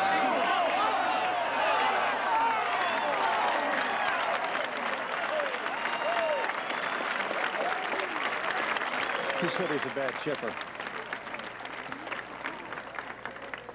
Jack is, this hole here, 14th hole, is sandwiched between 2 par 5s, 13, which you have to be very aggressive, and 15, which you have to be very aggressive to win this championship. This hole, you cannot be aggressive at all today. You will walk away with a bogey. Sandy Lyle now at the front of this green. That's the bottom of that swale you see right behind Sandy. You can see the depth of it just by the way those people are standing.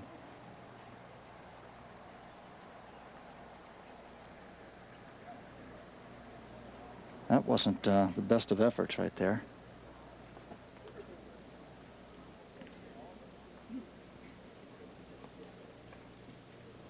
Sandy will mark and clean his ball. Try to figure out why that putt went the other way. Let's go to 15. Corey Pavin made a magnificent eagle on Saturday. Here's another opportunity to repeat the feat. From 30 feet, gathering pace, and he is suddenly right in the middle of it at 6 under par.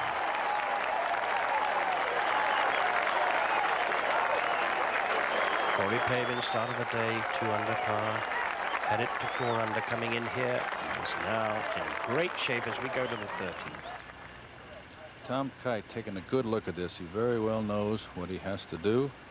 He knows his position. There's a scoreboard to the left of the 14th tee, but he's playing with the leader, so he really isn't concerned about what everybody else is doing, because right now you have to beat Ballesteros if you're going to win the Masters. Tom Kite 35 feet uphill, move to his right, and right almost across Ballesteros's coin.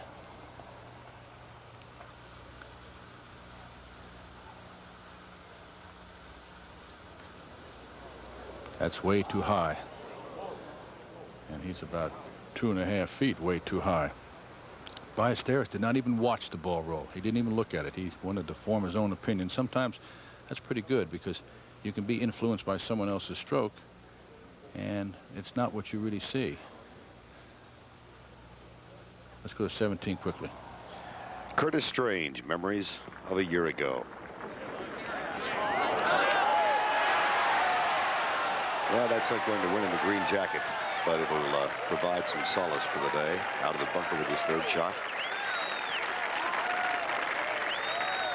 He'll go to even par. We go to 13.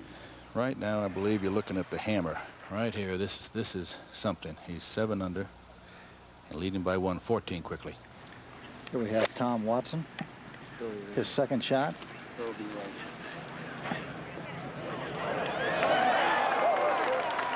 Well, how's that? And that's about the closest one we've seen today. Ballesteros, this could give him a 3-stroke lead if he makes this for his second eagle of the day. Hello. Dead flat center. He goes to 9 under par, leaving the 13th hole. A 3-shot lead over Pavin and Kite. And Kite still has to make this putt. I would hate to think that a 3-shot lead with 5 holes to play, Ballesteros would be one man I wouldn't care to try to catch too often.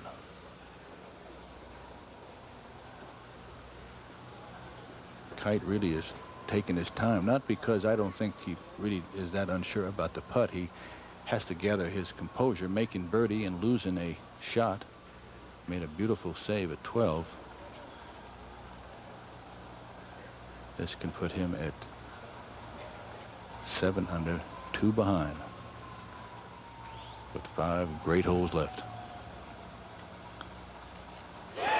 And Kite and Ballesteros lead 13, going to 14, and Ballesteros leading Kite by 2 shots. And now it's just let's wait and see what happens as we go to 16.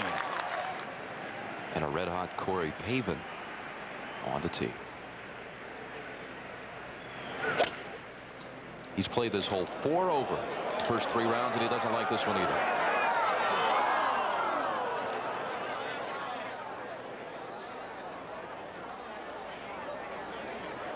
Exactly what happened yesterday. He followed up the eagle at 15 with a shot in the water at 16.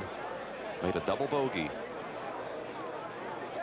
Today, eagle 15, and again he's found the water at 16. Bogey, bogey, double bogey. The first 3 rounds here at the par 3 16th. Seve Ballesteros taking command at 9 under par. 2 on top of Tom Kite. Corey Pavin 3 back, but in trouble.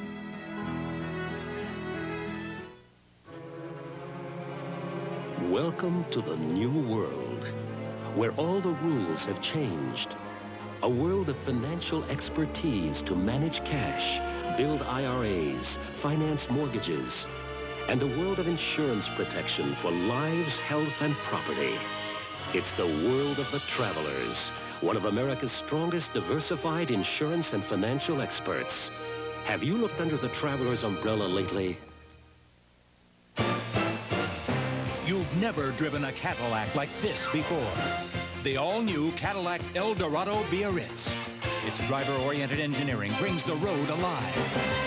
With a high-compression V8, tenacious four-wheel independent suspension, breakthrough technology in an exclusive environment of genuine American walnut, and supple leather seating areas. Meet the all-new Eldorado on your own terms. Drive it now. Back now at the Augusta National. Tom Weiskopf thinking about Corey Pavin's shot. He'd gone bogey, bogey, double bogey down there on the 16th. What is a golfer's problem on a certain hole? Well, first of all, Brent, he was forced to attack the pin, being 6 under, Seve at 9.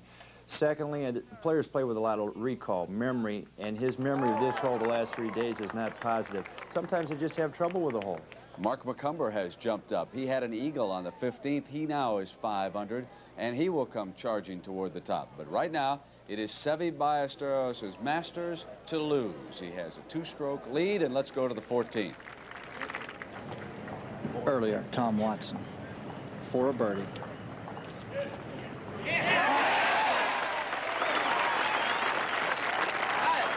Let's go to 12.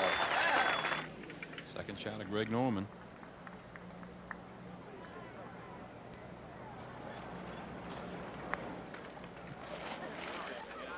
Putter from the back fringe, sort of a forgotten man with all the excitement on the back 9 here at Augusta National. Man whose first appearance here at Augusta in 1981 finished 4th, and that's been his best finish.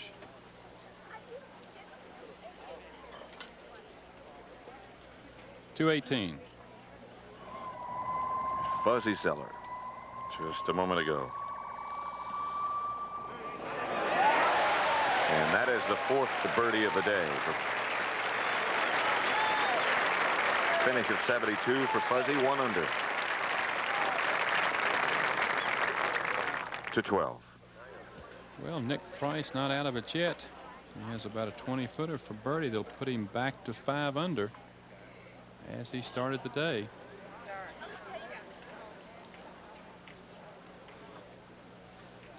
Price led the British Open in 1982 with 6 holes to play, only to lose to Watson by a shot.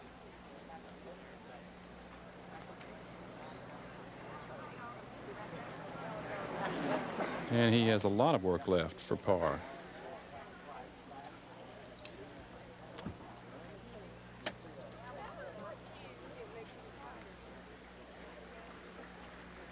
Norman struggling with his swing. When you put pressure on yourself like that in a final round of a major championship, each hole gets harder and harder. Having to make putts like this for par, sometimes your nerves just can't take it. He got it up and down for par on 1, up and down for par on 2, the same thing on 4. Seemed to be a foreshadowing of what was to come today.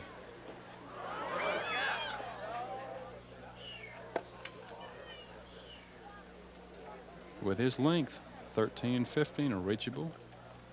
Eagle is a possibility, but he needs this for par. All right, Greg Norman remains at 5 under. Now's the time to gamble. He talked about playing safe on the par 5s. He can not do that anymore.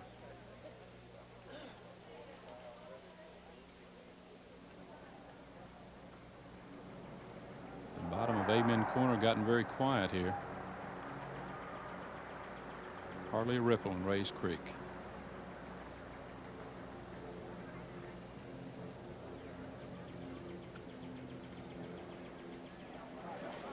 And Price remains 4 under to 14. Seve Ballesteros, 155 yards. That must mean get down.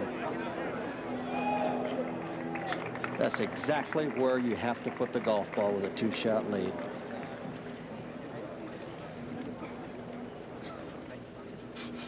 Tom Kite is in a different position now. He has got to get a little bit aggressive with this shot. He's got 150 yards. Tom doesn't want to play long ball with Seve here on the next hole, which is a par 5, and he's going to have to try to hit this ball right on the top of that ridge and try to get this ball close to get a birdie.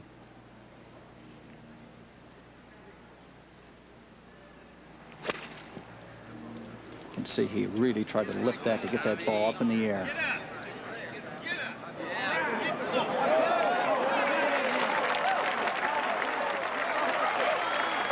As you can see, he has hit a beautiful golf shot.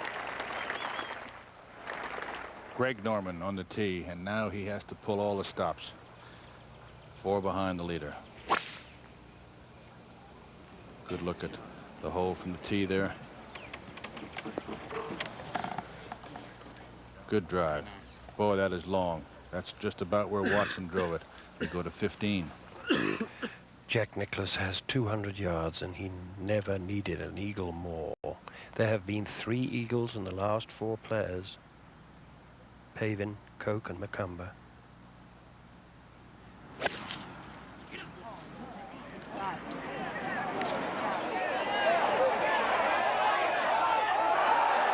And he's got a chance. He's got a very, very good chance of an eagle 3 to make him 7 under par.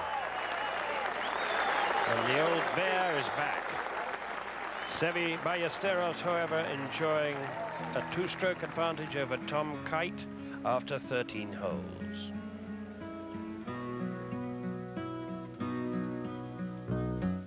Tell Mommy I'm on my way. General Motors is embarking on an odyssey down roads paved with technological wonders that might seem like science fiction.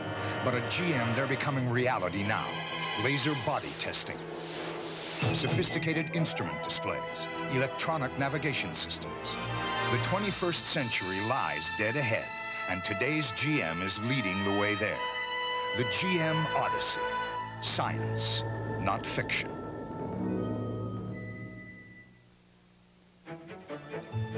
In the look-alike world of financial services, one stands out.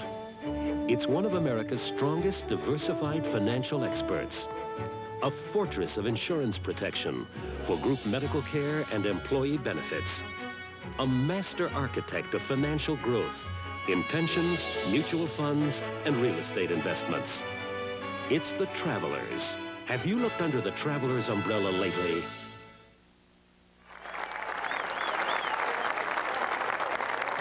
You've had some great duels with Jack Nicklaus. How are you feeling about his charge right now in this the final round of the 86 Masters?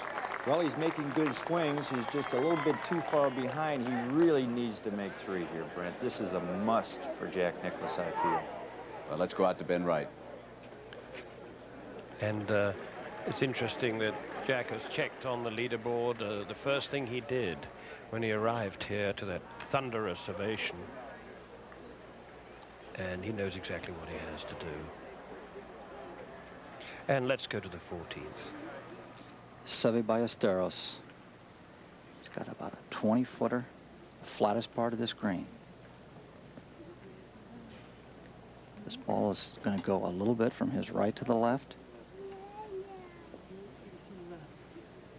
Tom Kite has got it about 8 feet away, right on Seve's line, so he is a very interested bystander right now.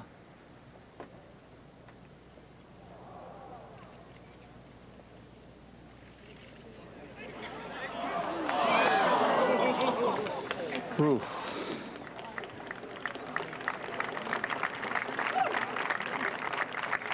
Seve played the hole the way he had to. Got the ball over the ridge, the back of the green. Let's go to 18. And Curtis Strange.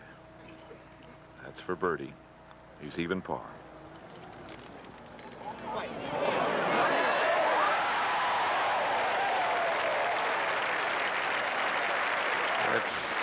will help with last year's heartbreak.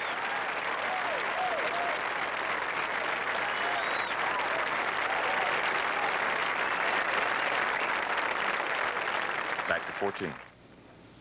Tom Kite surveying about a 6-7 foot putt. This putt is very, very important to Tom. With a par 5 coming up next that he knows Seve's going to be able to get there.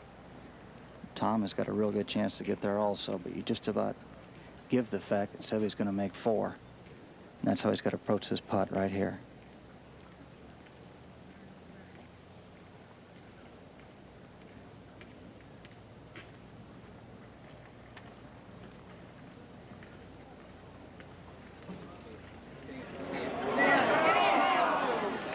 Oh,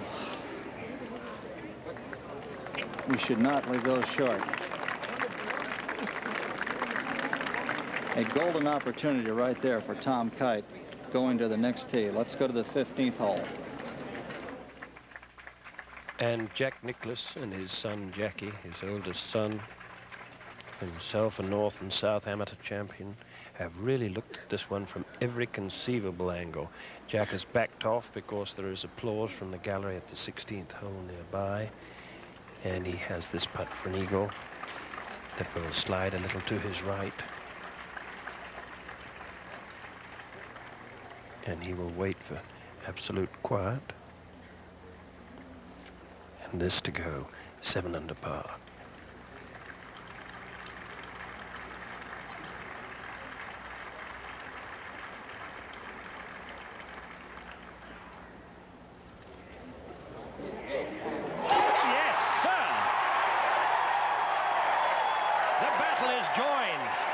My goodness. There's life in the old bear yet. Magnificent stuff. And that information will percolate back to Seve Ballesteros as he goes to the 15th tee, where he will have to wait. And also an interested spectator, Tom Watson, who knows that his old rival has got the better of him at the moment. Watson and Nakajima. And also waiting on the tee. That enormous roar has got to have given Ballesteros some idea what he's got to do. That's Sandy Lyle for a very nice birdie, rather overshadowed as he goes to 3 under, and we go to the 13th. The second shot of Greg Norman. He has to make his move here. It's going left. We'll look out. And as the ball slides down the hill, I think he can feel the green coat sliding away. To 15 quickly. Tom Watson from 210 yards. Eagles are becoming almost as common as your household sparrow. And there's another chance for one. Great shot by Watson. We have had 4 eagles in the last few minutes here. It really is a dramatic hole, the pivotal point of the inward half. Tommy Nakajima started the day 4 under par, is 3 under at the moment. And that is a huge drive he's hit down the left-hand side.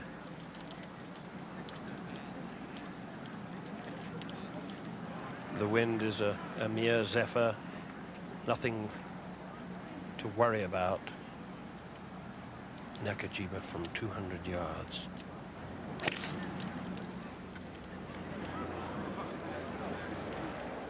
Telling it to hook, and that was a pretty fair instruction.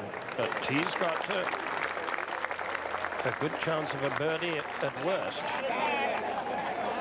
And it's incredible. In these last few minutes, eagles for Pavin, McCumber, Koch, and Nicklaus, and back to the 13th. Greg Norman's third shot, and as we've said all day, very difficult to even get it close. Starts it over the hill. This may be one of the best, but watch it pick up speed. Keep on going. And that's about as good as anyone has done all day, and he got it within 5 feet. And let's go to 15. And now, ready to crank it up and give it his all. Seve Ballesteros right from the left-hand side of the tee. Oh, yeah.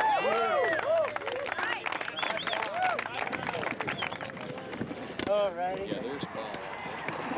That is huge. That is huge. That is less than 200 yards, I would say, from the green. So he's hit it around about 300 yards, just a mere 300. Tom Kite matched that. But he's sneaky long. Certainly he's got a lot longer than he was a few years ago.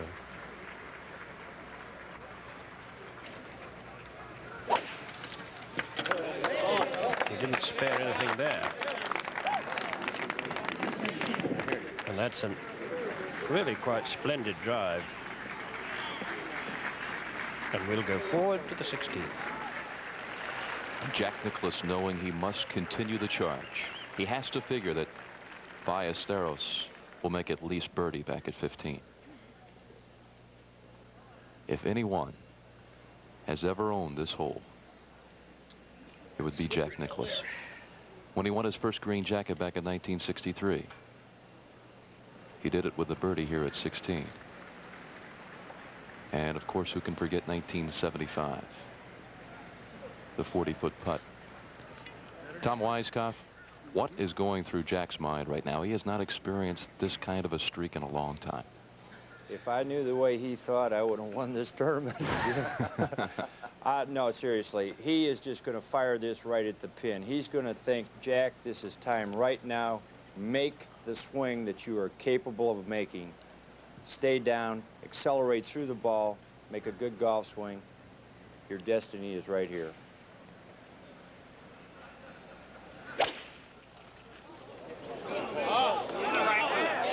It's right at it.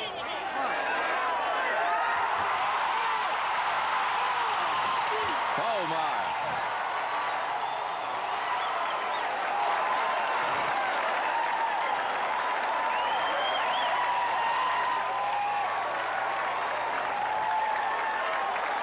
Back on the tee, he really has no idea just how close he is. Well, you know, with the flagstick right over the bunker. Jim, a lot of people don't realize the fact that Jack really doesn't see that well. He probably has no idea really how close that ball is on the green. Anybody else could see the ball, believe me, from that tee. Tom, that shot was within 2 inches of going into the cup.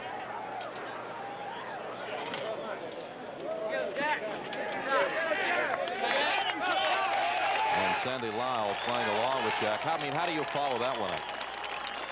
That was a great shot. He certainly has done a nice job.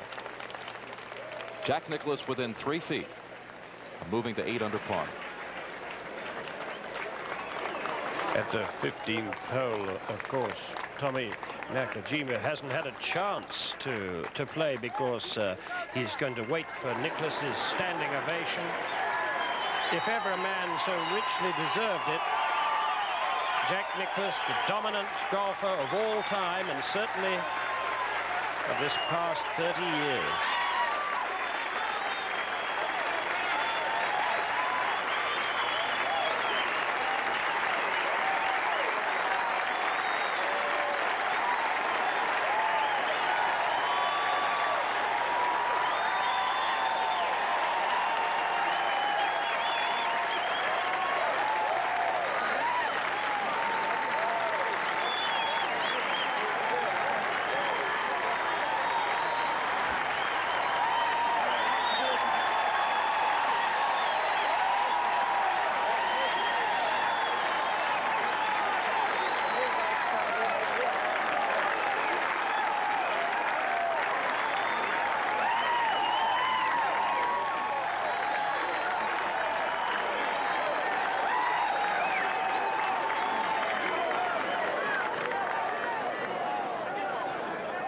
Tom Weiskopf, that has to be one of the greatest thrills in all of sports, to walk toward the green to a thunderous ovation like that at Augusta. Undoubtedly. I wish I could just one more time have that opportunity, Brent.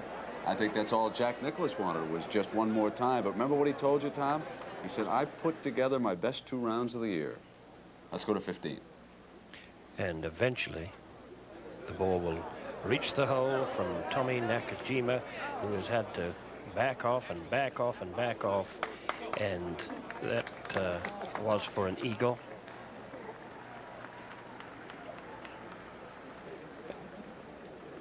And I need hardly remind you that Tom Watson is lurking, ready to confront an eagle putt of his own, which would get him right back into the picture, and it's like days of old. To the 16th. Sandy Lyle for birdie. Tell you, that wasn't easy to do. Having to follow the shot of Jack Nicklaus and then walk up and make a 2 of your own. Lyle now 4 under.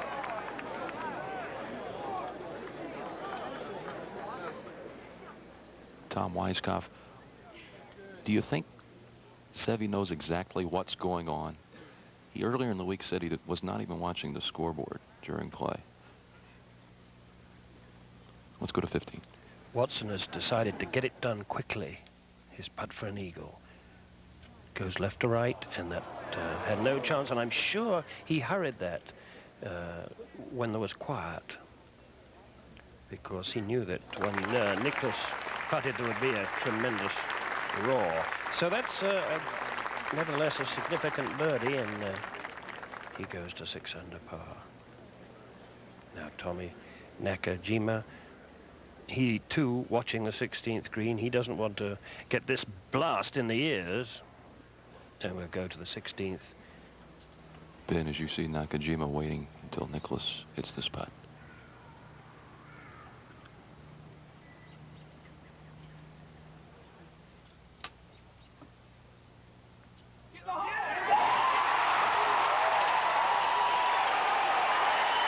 And there's no doubt about it. The bear has come out of hibernation.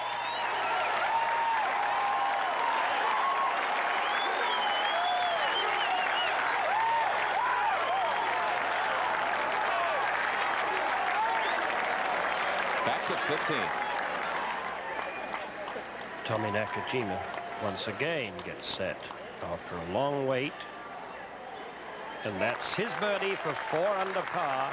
And watching and listening at the top of the hill, Seve Ballesteros has hit his drive just over 300 yards. But Tom Kite will be away. There is two-time Masters champion, and now Tom Kite, who would love to wear that green jacket that his consistency almost demands before he's finished.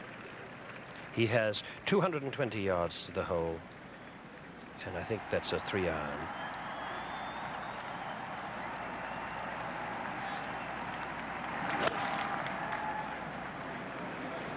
Bringing it from right to left. And he too will have an eagle opportunity.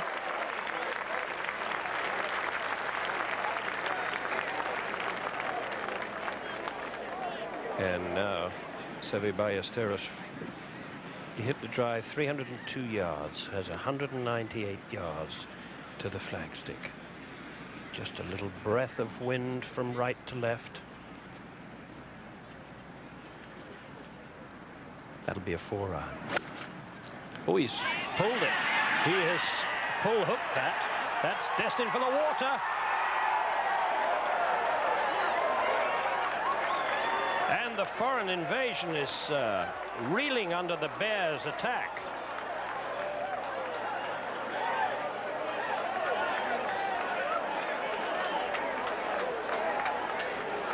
A crestfallen Seve Ballesteros with his elder brother, Vicente, taking that long, lonely walk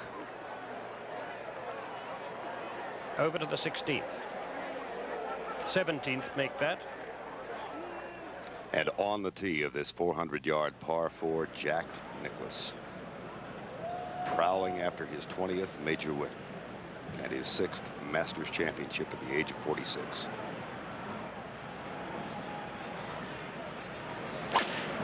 Come on.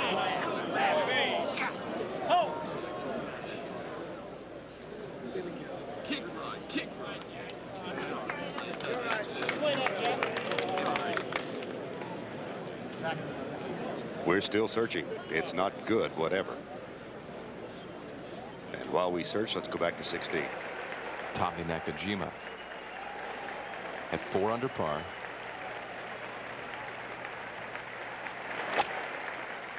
Nice shot. Another good looking shot here. A little bit long.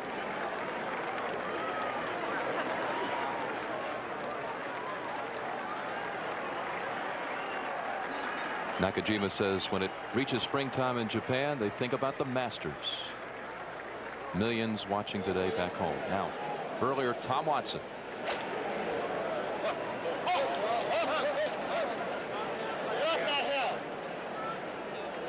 On the green safely, but certainly not what he needed at this point. To 15. Seve Ballesteros with the rules committee members. He has the option of dropping the ball in the drop area, which is to the right of your picture, or at the point of entry, which he has chosen. And Tom Weiskopf, it's really a very difficult choice for him. Does he play off the flat part right by the water, or does he go back up the hill? Well, I think he'll walk back to see his option back there, Ben, and then he may come back ahead because, as you said, that is such a level lie, and he's a master with the wedge. So the choice really gets down to, do I want to drop here now, Seve, and put more spin on the ball, or do I want to go up ahead and play a different type of shot with less spin? Obviously, he has taken that choice, Ben, which is, I think is a good, smart choice. He's still got a horribly difficult little half shot that has proved fatal so many times in the history of this event. And once again, the 15th hole becomes the pivotal hole of the tournament. Seve now set to play his 4th shot. And when you think of Jack Nicklaus's Eagle 3, that puts it into its right perspective. Ben? Yes, sir. This is certainly no easy pitch, especially after the poor second shot that he's just played. Indeed. Players have hit the ball thin. They've whacked it fat into the water, but that looks awfully good. Just couldn't get any stop on the ball, but he has an outside chance of his par, and that is a very tricky putt that he has because it's a big left to right swing. And Seve has played this hole in the most extraordinary manner. He made a dreadful bogey the first day, made a glorious eagle the second, and a birdie on Saturday. And as he comes across the Saracen Bridge, we'll go forward to the 16th. Tom Watson with a lengthy putt. Certainly needing something big to happen right now.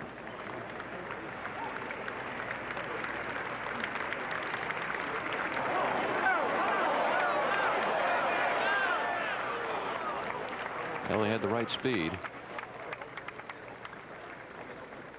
Tom at 6 under, which right now is good for 4th place.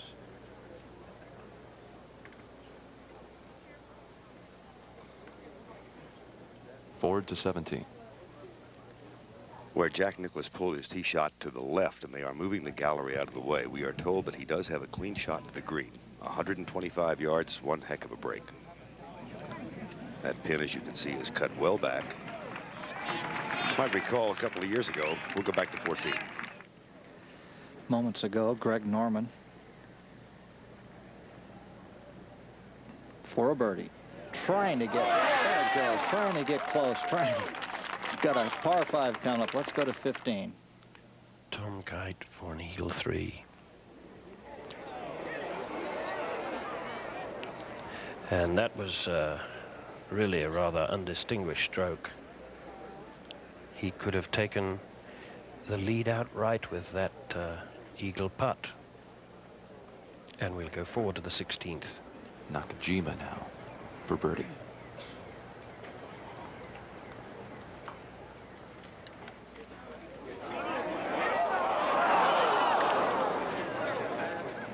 We have seen 3 putts from that spot all day. Very slick coming down the hill. Back to 15. And Seve Ballesteros trying to salvage his par. Those wonderful soft hands with that fluid feel.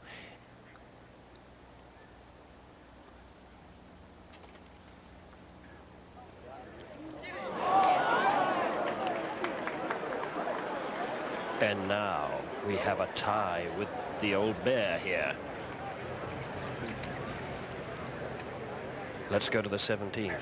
And the old bear is oblivious to what has just happened back at 15, of course, concentrating on his second shot from in between two pines, 125 yards out.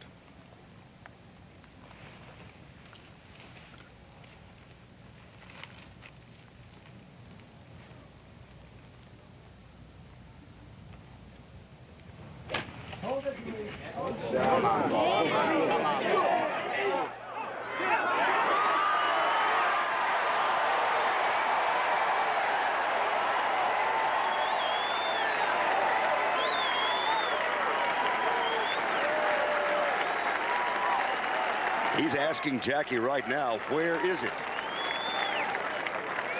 And the crowd, I'm sure, has let him know. The magic is still there. Back to the 15th. And now Seve Ballesteros for a bogey. That will, if he makes it, leave him tied now with Tom Kite and Jack Nicklaus. This was Tom Kite's birdie putt to tie the lead. So we have now a triple tie. Tom Kite, Jack Nicklaus, Seve Ballesteros. A playoff perhaps down the 10th hole? We will see. And there you see the incredible situation.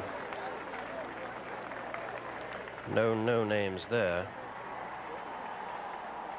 We look back up the hill. Bernhard Langer has been a witness to all of this, the defending champion. And that's Donnie Hammond from 200 yards.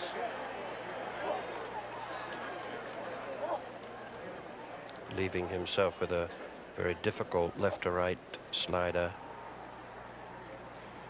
from behind the green. Langer, who's made such a spirited defense of his title, has a 3-iron in his hands as we look at this glorious scene.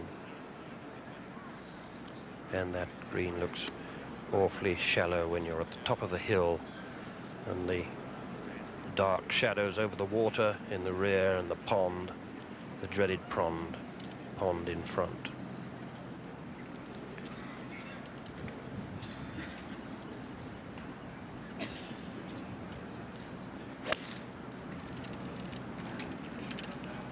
Looking very good in the air. Nope, too long. One too many as we go to the 16th. Co-leader Tom Kite.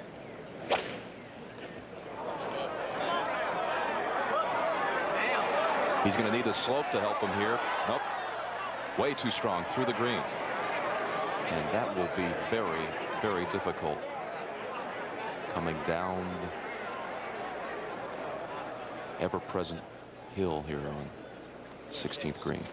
Isn't it amazing to think that right now with Nicklaus and Ballesteros and Kite tied for the lead, Watson in a tie for 4th right now, the golfers who have virtually dominated this tournament during the 70s and 80s have all congregated right at the top of the leaderboard. Extraordinary.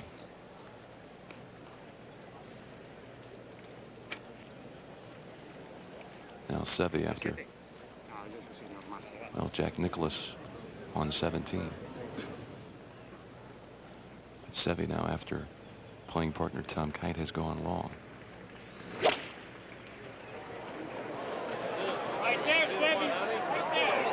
is right on the top of the bunker. I mean, that just missed backing up into the trap.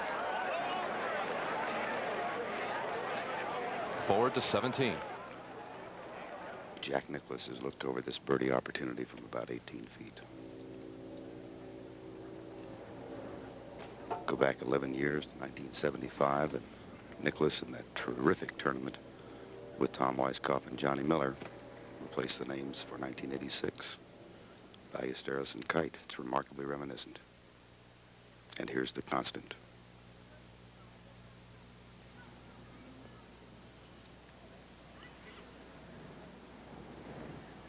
This is for sole possession of the lead.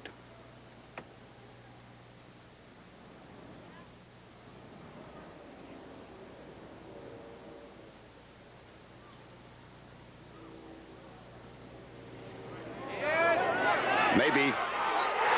Yes, sir!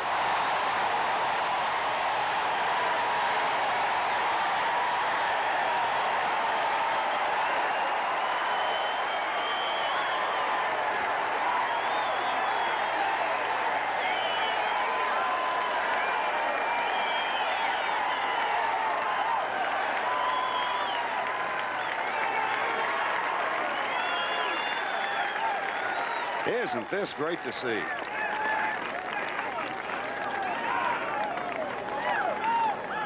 And Sandy Lyle, who has been witness to this eruption on the back nine, is very much in the thick of things, and currently at 4 under has this left for par.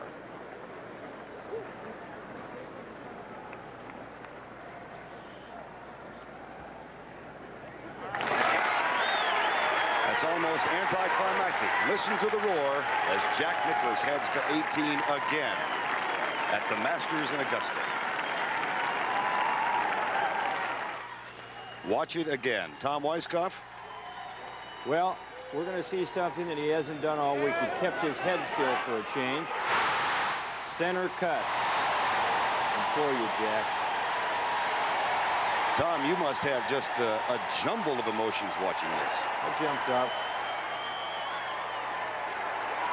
That's the record book of golf we're looking at right there. And let's go to Pat Summerall. And Ken Venturi has joined me now. And not much really needs to be said. That's the way it looks now. You know, they talked about he's not doing well for the past year or so. He hadn't gotten in contention, but when he got there, he remembers what it was all like, and he's throwing back into it. And we'll go to 16 first. Yeah, tough shot for Tom Kite. Right below us here at 16.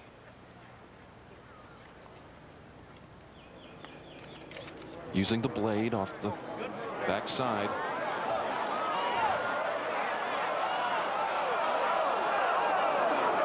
And there's just no stopping that one. Offline the whole way, but the distance there was the key. They now have a 7 to 8 footer coming back for par. Now Seve must contend with a very awkward stance. And talking to his brother Vicente, who was caddying for him this week. Tom Weiskopf, this will affect his grip as well. He'll have to go way down on the shaft to hit this shot. Well, this is when a player's imagination has to take over. Just like right there, he's improvised right there with a separated type of grip on his putter. The balance which he's trying to gain right now in the bunker is so important because he's just trying to figure out where he can be comfortable, and it's just a matter of imagination. And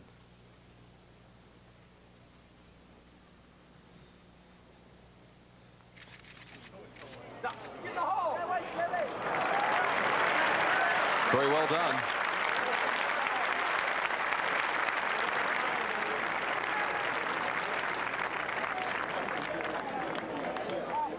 The great shot makers, the great players in the game, always very creative, and certainly Seve was there. To 18. And on the tee. 7 under today, 5 times a champion. 4 under on the last 3 holes. Eagle at 15, birdie at 16, birdie at 7. Got a good break at 17, but when you're good, the breaks fall your way. And there's any doubt about the greatness of this man, it is proven today. I think to me, it's one of the Masters I've ever witnessed, Yeah, Pat. I agree. I just think it's just phenomenal. Well, look at that round. And how it came about. You almost sold him out after he made bogey at 12. If he wins his 20th major title. What an important tee shot right now. The last hole.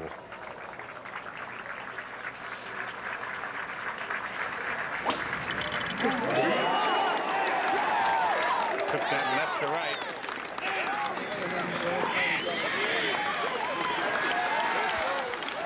You couldn't walk it out there any better, Pat. Really?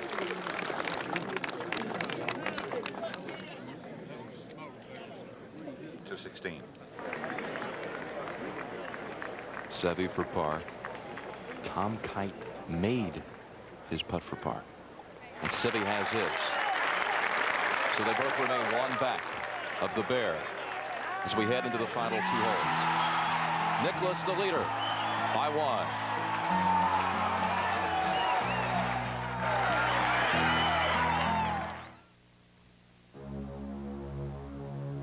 The art of investment and financial security requires painstaking preparation. Bold strokes influenced by a mastery of expertise, a creative approach to money management through IRAs, annuities, universal life, and other innovative forms of insurance.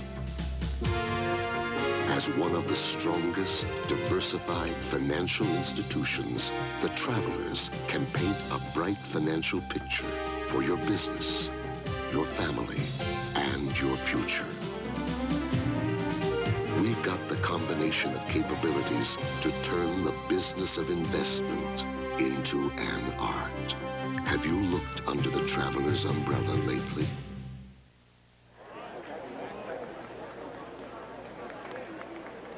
Well, we're back at the Augusta National witnessing one of the great scenes in the history of the Masters.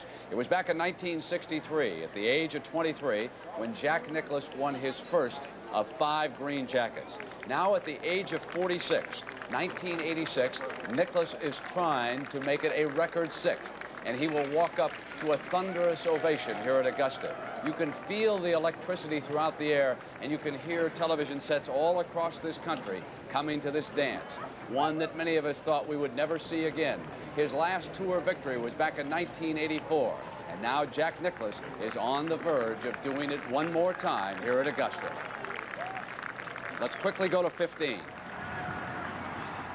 This was Greg Norman just a few moments ago after a huge drive of 310 yards, 190 to the flagstick. He had the range, but the direction was just a touch awry. He still has an eagle opportunity that will bring him up to 8 under par if he can make it, and he's got another 3 holes to go. We must not count him out. And let's go to the 17th.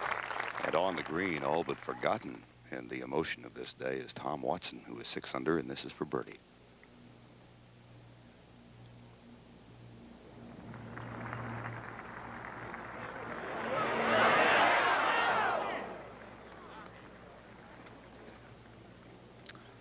And Tom and Tommy Nakajima have been accompanied en route in the back 9 to this thunderous applause that erupts each time the scoreboards change and news travels quickly of what is happening up ahead with Jack Nicklaus.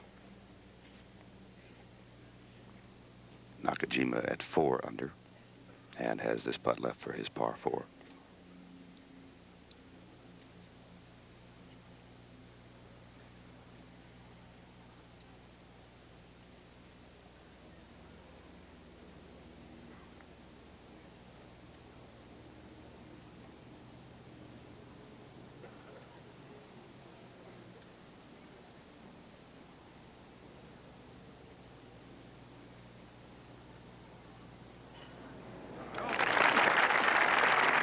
Nakajima en route to his best Masters ever, and he heads to the 18th at 4 under, and we'll go there as well. Jack waiting.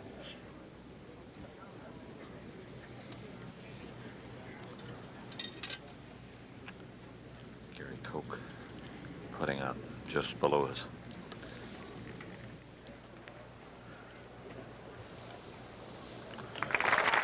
And Ken Venturi, what is possibly in Jack Nicklaus's head right now? Well, there are a number of things. I think, Pat, one, he's contemplating winning his 6 Masters, his 20th major.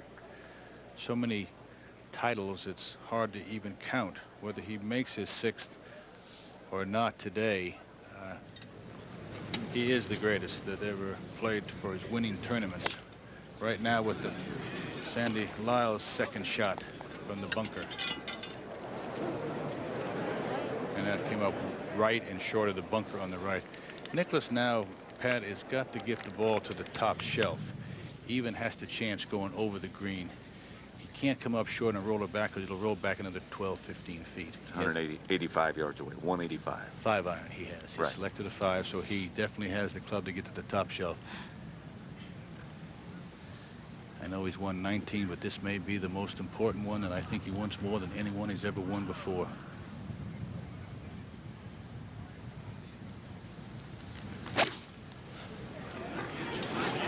Look out. Get up. That's what I was afraid of. He got a little bit on the upswing, and it caught it up a little bit high, and it rolled back another 12 feet or so, and he's faced now, Pat, with a good 50-footer. Back on that lower plateau. Yes, that's usually where the pin is on the final day. This is one time we have seen it on the top shelf in the middle back. Back over to 15. Greg Norman with his putt for an eagle. At 6 under par. Just to go 8 under. It is like glass. And that will not get there. And back to the 18th.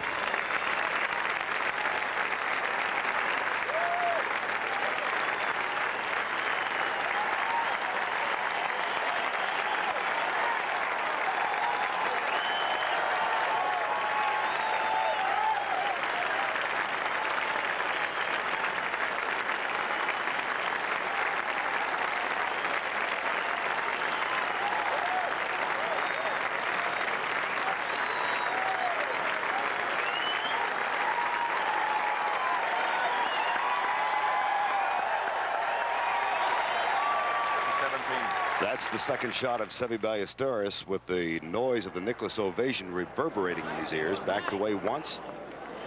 And very similar Ken Venturi to yesterday. He has put that 2nd shot some 35, 40 feet away. A little easier than it was yesterday, but not very good chance at birdie, Vern. Ballesteros bogeyed this hole yesterday and also bogeyed 18, and he's got his work cut out now here at the 71st hole of the 1986 Masters, as Jack Nicklaus is on the 18th green with a 1-shot lead. There's a special kind of Cadillac, the new 1986 Seville, the ultimate Cadillac. Very new, very sophisticated, with road manners to match. You could call the 1986 Seville the new essence of elegance. Best of all, it's a Cadillac. Come take a trip in a 1986 luxury car built for the 1990s, Cadillac DeVille.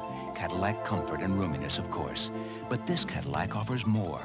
It thinks, monitors its own functions, keeps its driver apprised of changing conditions. The most sophisticated engineering and electronics of any DeVille ever. But this technological marvel retains classic luxury because... Best of all, it's a Cadillac. Sandy Lyle and Jack Nicklaus. I think, Pat, in all my years in the golf, that to me was the most emotional and probably the largest ovation I have ever heard. Oh, I think so. Well deserved, and I'll tell you, when he gets over this putt, you will hear a pin drop. Over to 15. This was earlier at the 15th hole. Greg Norman, a birdie that takes him to 7 under par. And we'll go back to the 18th. And Nicklaus has done his surveying. 7 under on the last 9 holes.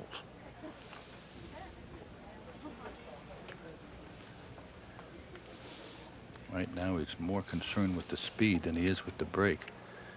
It's not quite that much break. It'll move a bit to his right, but the first 15, 20 feet is the most important. Get it started up that hill.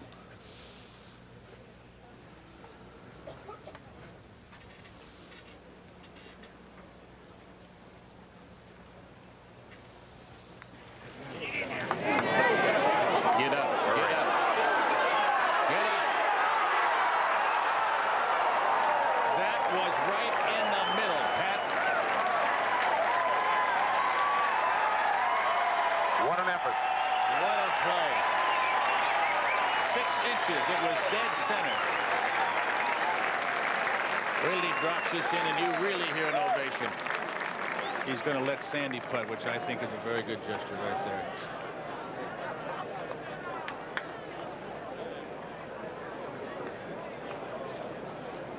What do you suppose, Ken, his son is thinking right now? I'll tell you what. If I was caddying for my father, I said I'd probably be the proudest person in the world. And he has a fine family, too.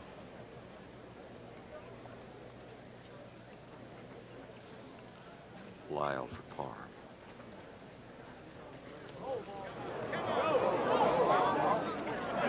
Back to 16. Greg Norman. Spin. Bringing it in from the left side. Spin. Spin. Yes. Good shot. Right to left action. Look at this.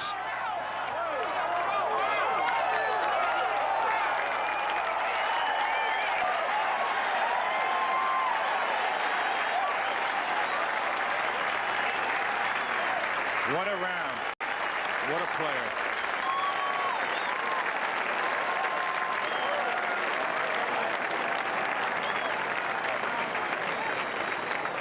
That tells it all right there. It really does. Back to 17.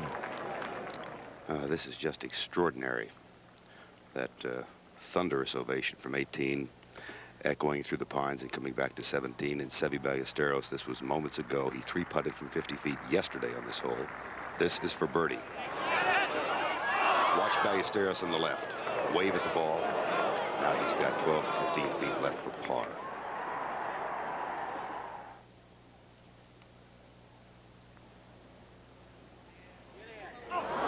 Second day in a row. 3-putt at 17.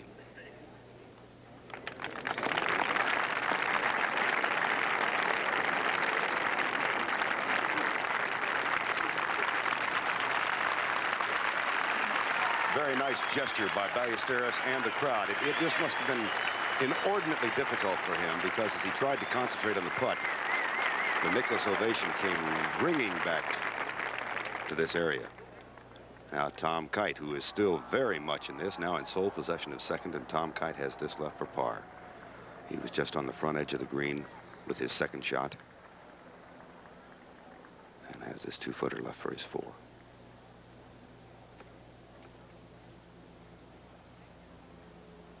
Well done, Tom Kite. Very well done. Let's go to 18. Watson.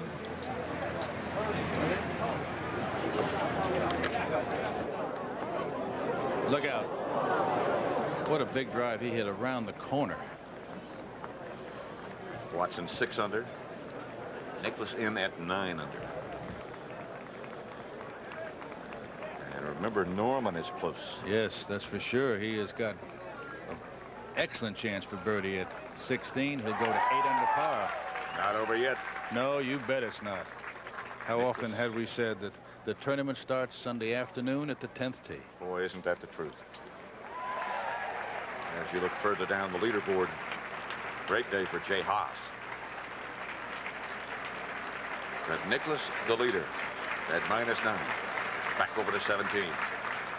Had all but forgotten back in the fairway Bernhard Langer, who is 4 under par. And we'll go back to 18.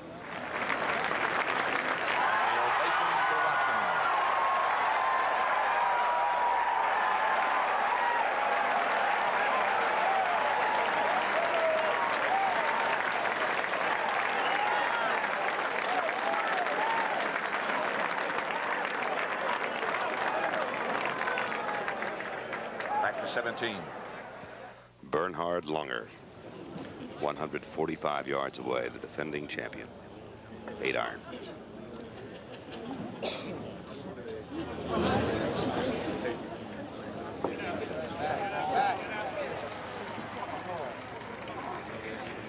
To 16.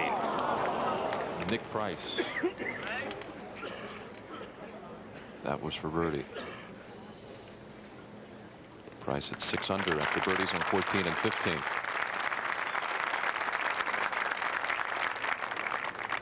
Now Greg Norman after that tremendous tee shot. Bringing it in from right to left, using the slope effectively.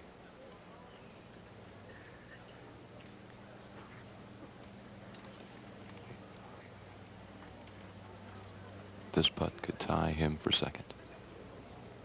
He's on a little bit of a birdie barrage himself with birdies at 14 and 15 and this short one for another one.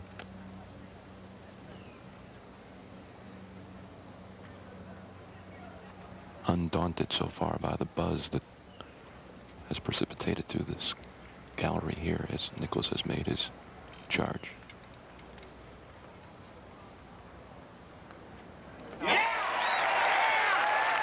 There you have it.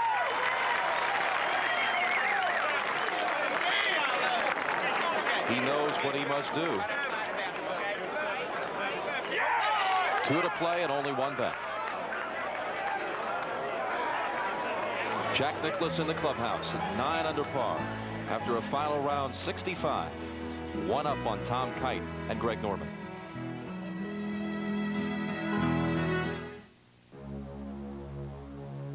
The art of investment and financial security requires painstaking preparation.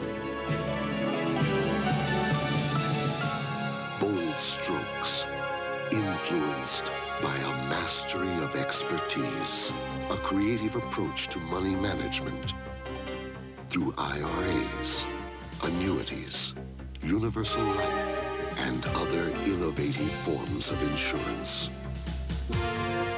As one of the strongest diversified financial institutions, the Travelers can paint a bright financial picture for your business, your family, and your future. We've got the combination of capabilities to turn the business of investment into an art. Have you looked under the Travelers umbrella lately? We're back at the 71st hole of the 1986 Masters 17. This is Greg Norman, just a shot off the lead. 4. And I'm sure somewhere in the recesses of his mind, he is ruining the way he played the 10th hole today when he had that double bogey. But has come back with birdies at 14, 15, and 16, and trails by. Can you hold the crowd there, please? 4. Keep it down. Got some gallery movement up in the crosswalk in the fairway. And while we wait, let's go to 18. Nakajima.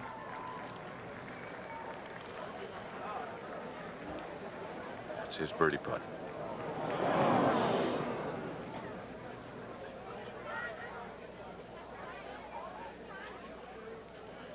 It has been very difficult today, Pat, for a lot of the players because of the enthusiasm of the gallery with Nicklaus.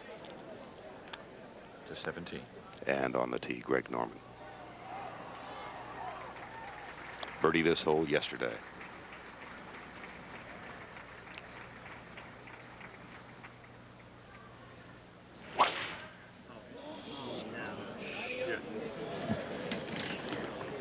Somebody didn't care for it.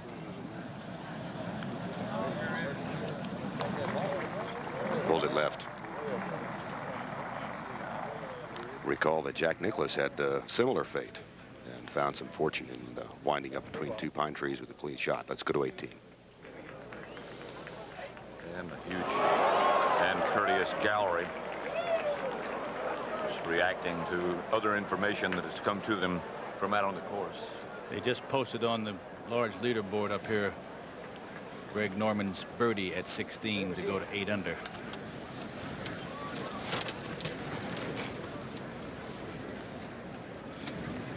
Ballesteros.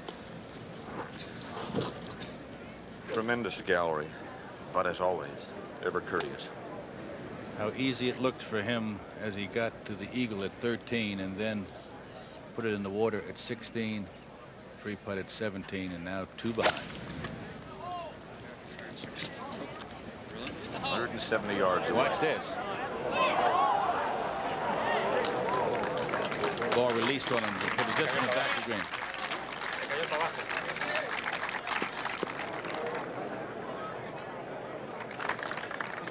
He is with Kite. Kite's 165 yards away. Kite 8 under. And should we say more?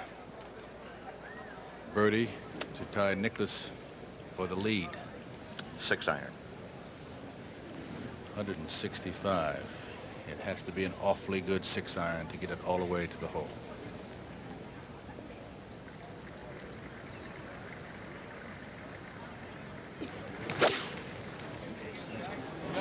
He up. Get up. He back there. Get up. Oh, boy, it advanced forward. It did not bite. That ball released, and what a good break. It's got to be no more than 10 feet, Pat. Clutch shot for Kite. Just one off the lead. One behind Nicklaus. There's the leaderboard. Nicklaus is through at -9. Kite and Norman tied at -8. Norman one group behind. I guess Kite has the best record of any player that ever played here without winning. And listen to the applause for Kite and for Ballesteros. Ah, what a great gesture.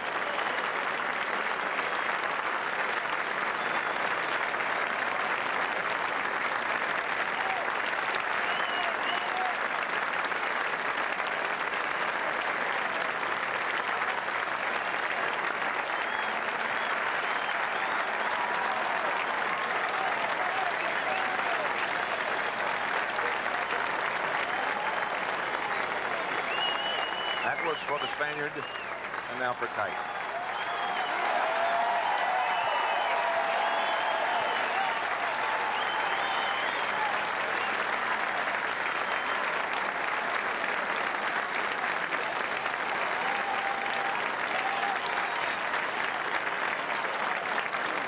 If there should be a playoff, it will start at 10.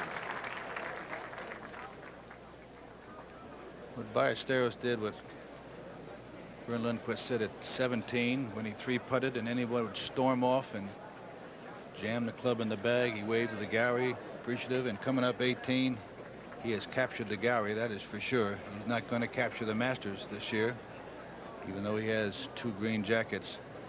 But Ballesteros will win more than 2 Masters. I will guarantee you that.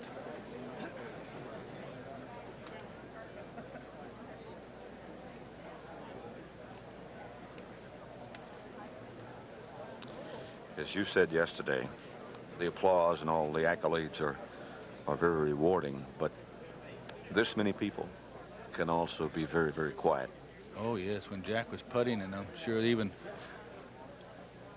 when Seve putts, he'll be quiet. But I tell you what, if you thought it was quiet for Jack, wait till Tom Kite putts. Right. Ballesteros just off the back fringe. Remember a few years ago when he won, we were saying if he can just get this close that he hold it. That's right, went right in the back. Back over to 17. Mark that spot. Mark that spot and make sure your club won't hit that when you get. That is the ball of Greg Norman, and you see the problems he had. He hooked it left, just short of the 7th green. And Ken, you remember when Seve Ballesteros pulled it left and parred this hole from the 7th green a few years ago? He was on the green and was able to drop off. 38. Let's go to 18. And here's Ballesteros just about ready.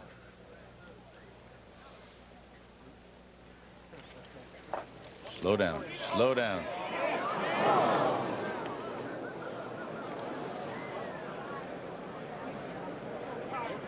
Well, it would be hard to believe. He almost made the putt at 14, which would have been all over but the shouting. And he missed that and then hooked it at 15 to make bogey. Got a bad break. on the bunker at 16 and then 3-putt at 17, and that was all she wrote there. And now he's put this by a good 6-7 feet. Here's the putt by Kite. And this would tie him with Nicklaus. I got sweaty palms. I wonder how they feel out there. This is probably the premier Masters.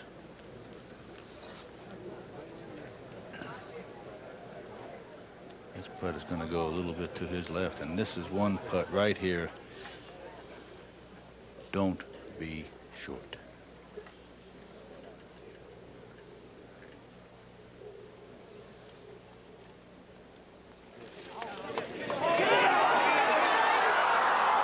Short.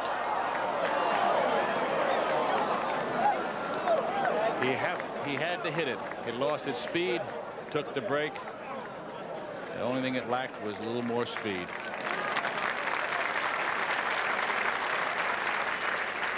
To 17. And now it's up to Greg Norman. Second shot. And he has to manufacture one.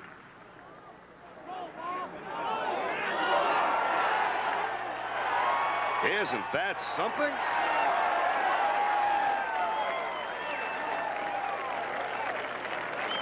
"12 feet away."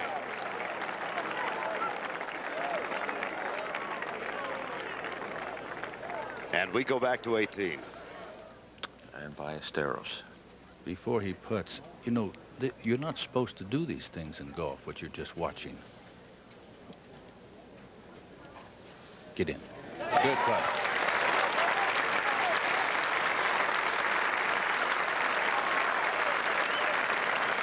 That's a good finishing score. Disappointing 2 holes, 15 and 17. What a good champion. What a good player. Back to 17. And Nick Price, second shot from 125 yards out with a 9-iron.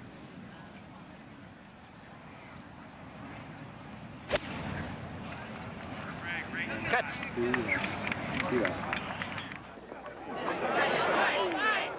Just on the back edge. Price currently at 6 under after that round of 63 yesterday. He's 1 under for today, but now the world of golf is focused upon the great white shark from Australia, Greg Norman, as he walks up the 71st hole.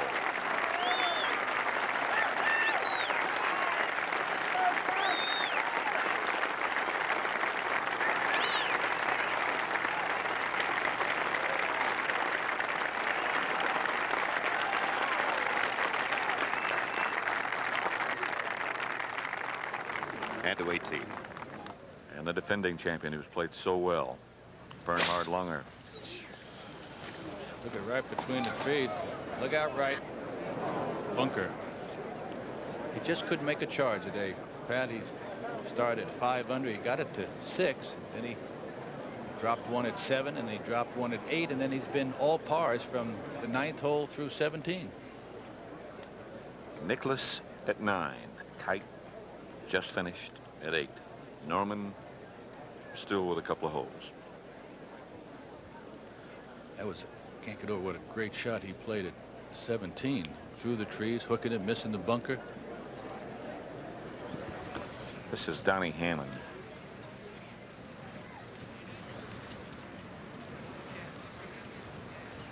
Used to be a gallery guard here. His first Masters appearance, and it's been a good one for him. Right edge. And again, here is the situation. Nicklaus has finished after shooting 65 at 9 under. Kite has just finished. He is at -8. Norman is playing 17, and he too is -8. So that's where the focus will be from now on Greg Norman. This is for Bernhard Langer.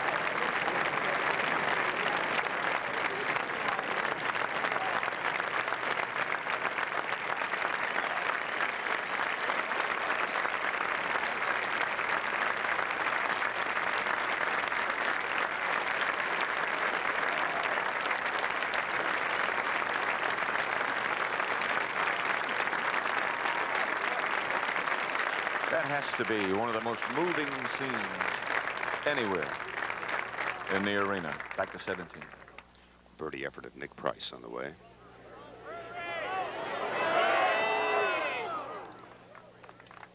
But Price stays at 6 under par with 1 hole to play.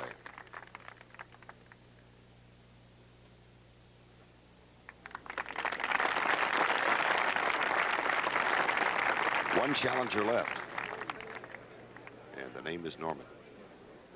And he's got that much left for birdie to tie Nicklaus.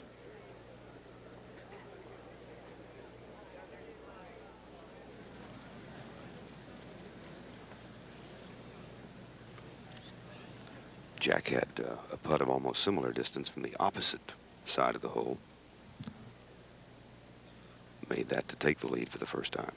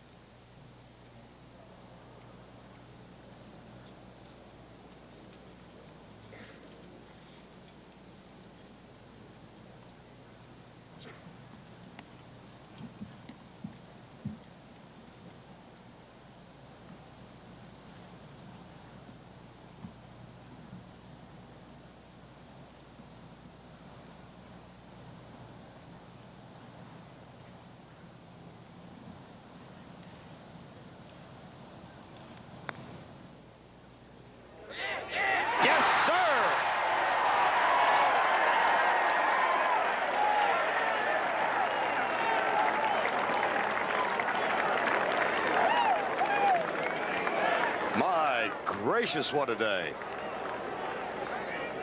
And we'll go with Greg Norman to the 72nd tee. Patrick? Well, Ken Venturi and I were just talking. I can't remember. And I've been here 19 years now. I can't remember a Masters like this. I came here, my first Masters was in 1954, and I can't remember a golf tournament to top this one. Talked about the Garys. No Garys in golf can ever surpass the Garys at the Masters. They are the best. Norman goes to 9 under. He has birdied the last 4 holes. In the meantime, back up at the green, Donnie Hammond.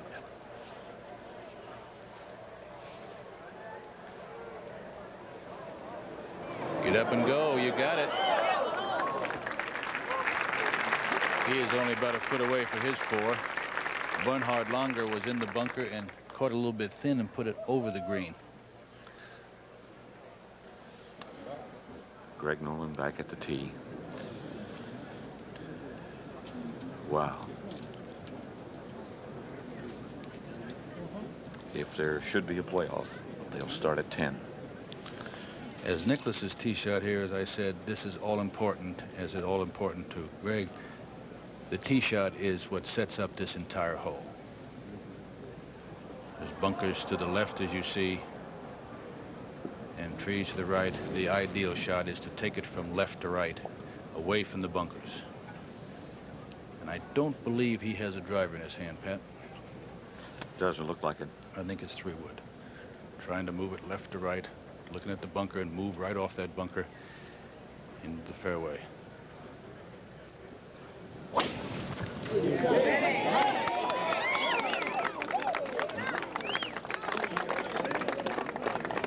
Uh-oh. There it is, middle of the fairway. Couldn't be any better. He should probably have close, I would say, from where he is, probably about 175, I would think. That's about right. Nicklaus is 165? 65, and I don't think he got as far as Jack did, but he did hit a 3-wood. There's a young man we were talking about, Curtis Strange, last year. When did the man shoot 80 and win? And it looked like this man was shot 79 the first round, and he might win.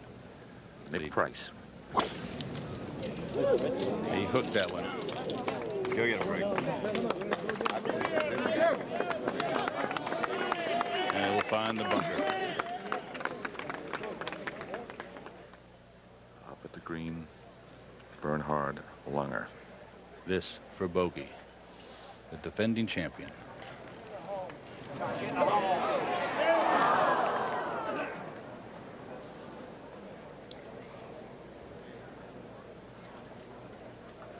Finishes a disappointing 6 at 18 and 2 under for the tournament. You can see with his expression and his emotions and his gestures how he feels about that. He just couldn't get it into gear this morning. He just never made a charge, never was really a factor.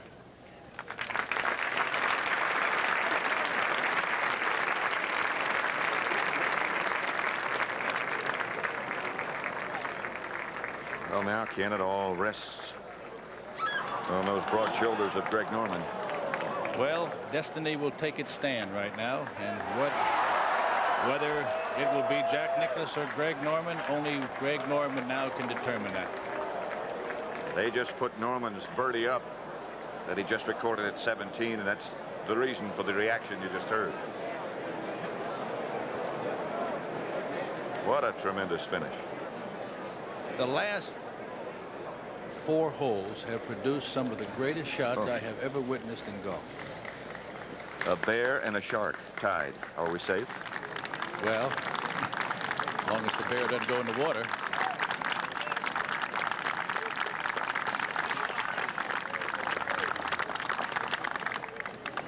The last person to birdie 18 for victory was in 1960. It was Arnold Palmer. Who'd he beat? Beat the guy sitting next to me, Ken Venturi. You remember? I never forgot. He finished 3-3-3. What a great finish it was, though. It really was. Now, that was 26 years ago, and today we're looking at the man that either goes down the 10th hole, which is the playoff hole, or he wins it outright. It's been 26 years since a man has birdied the 18th hole to win. And I know there have been more than that, though, Pat, that have made bogeys to lose it. Isn't that the truth? And the crowd in anticipation already is gathered back by 10. That's the 10th green you see right there. They are circled around it. This is Greg Norman looking at 18.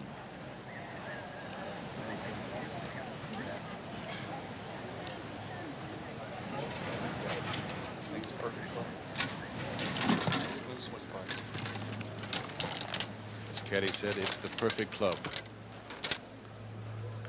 Looking right up the throat of the green. Cannot see the base of the flag, but he knows exactly how far it is. Not a breath of wind. It is 90 feet from the front of the green. He is close to 200 to the hole. He has a 4-iron.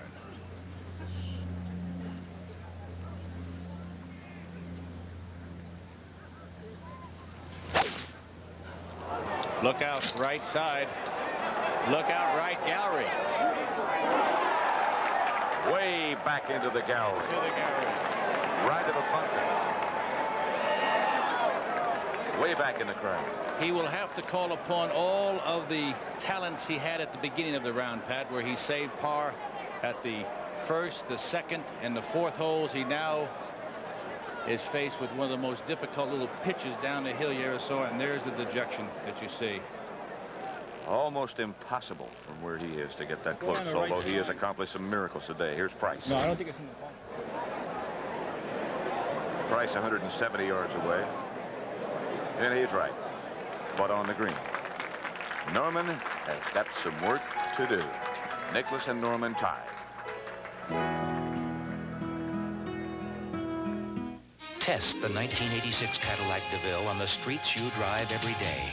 DeVille's trim aerodynamic design, front drive V8, and independent suspension make it quick and responsive. And an available anti-lock braking system stops short without skidding, while the luxurious interior pampers up to 6 passengers in today's kind of Cadillac for today's kind of driver.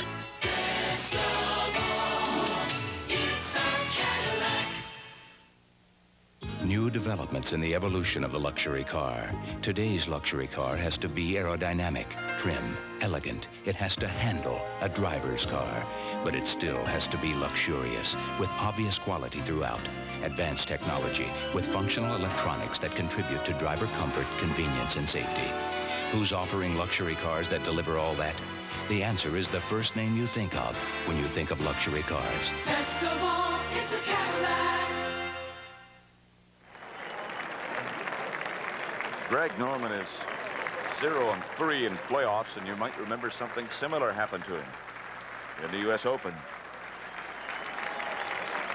He is far right, over behind the bunker, and I think anything close would be sort of miraculous, don't you? I think if he got it as close as Tom Kite got it on his second shot, he would be very happy with it. But he has done some marvelous things, and it's just say you look at the way it has progressed, Pat. He started out very, shaky today, making very tough pars at 1. At par 5 second hole, he made a hard par, saved a good putt there, made a miraculous par at 4.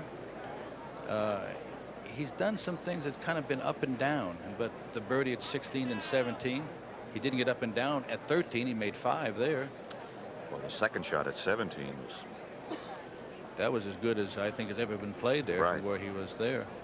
But he's got a pretty good lie. I mean, he's got a pretty good shot at it. It depends on the lie because the gallery's there, so the ball might be sitting down a little bit because of the people who've been standing around there. But he can't land this on the green. I don't believe he can put it all the way to the green. It has to get the downslope, and then depends how it takes off. It can run fast or just hit soft. He has his work cut out for him. Well, he's got the canyon almost cleared out now. Gallery back. And again, when he gets ready, you'll be amazed at how quiet this many people can be.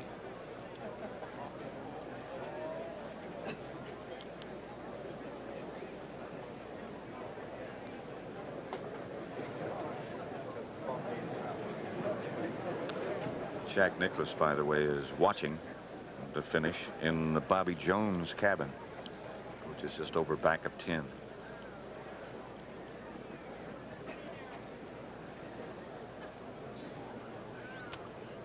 What do you think of this, Ken? Well, he's trying to bring it from right to left, but right there,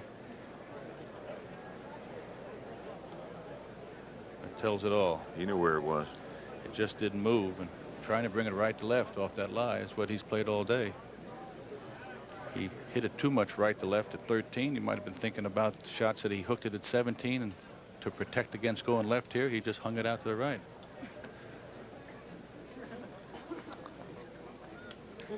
It was hard to believe when went through 13, my hole where I was there, Pat, then with Ballesteros making the 3. You would never in your wildest dream think that he could put it in the water at 15 from where he drove the ball. It just, everything seems to happen here.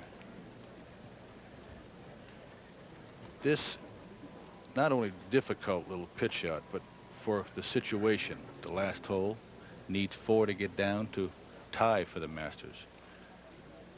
Thinking of anything of winning now is out of the question on this hole.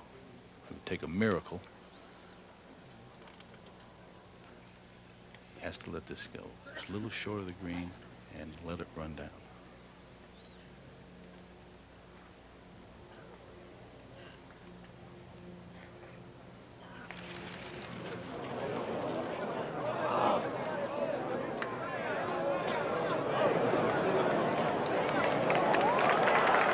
All in all, Pat, not too bad. Played a little bump and run down that hill. And I would say it's almost about the same length as Tom Kite's putt was, except on the other side of the hole. It's makeable, but not easy by any means.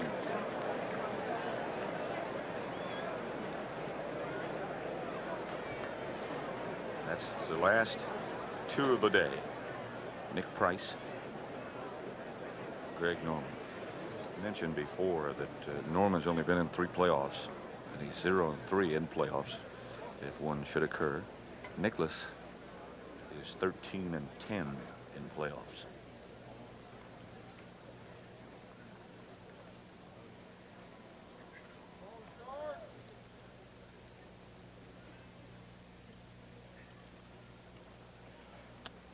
Nick Price.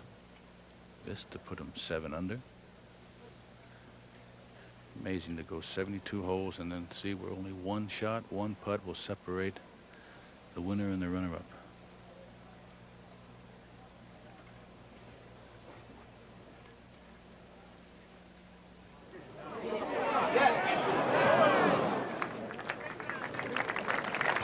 finished 6 under. And I'll tell you, starting with 79, that is a fine, fine performance. Nick Price shot 63 yesterday. But this is today.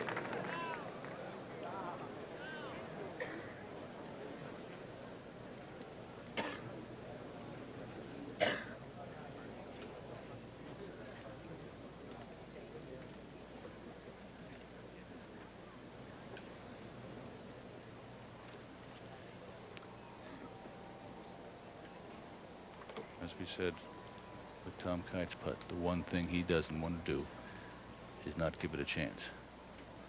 Get it to the hole. You've been here all day, Pat. You haven't seen many made from there, have you? No. 5 birdies all day. This for par, however.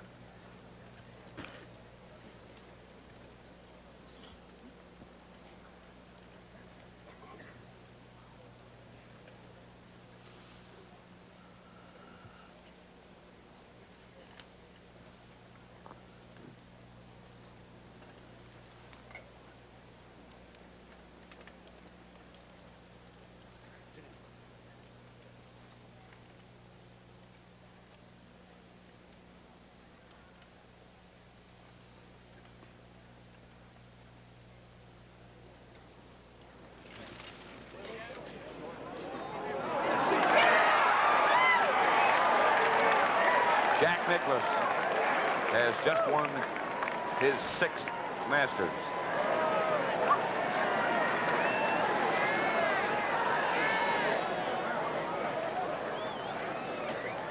What a tournament. That is hard to believe. What a finish. This is for second. To tie with Tom Kite.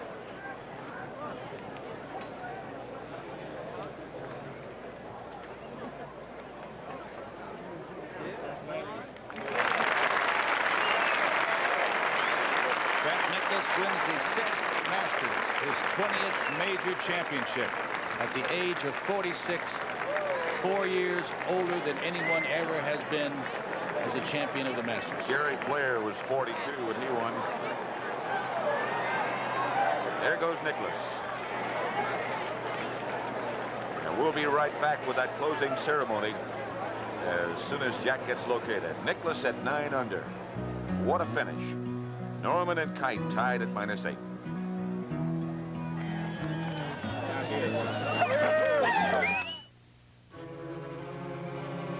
Welcome to the new world, where all the rules have changed.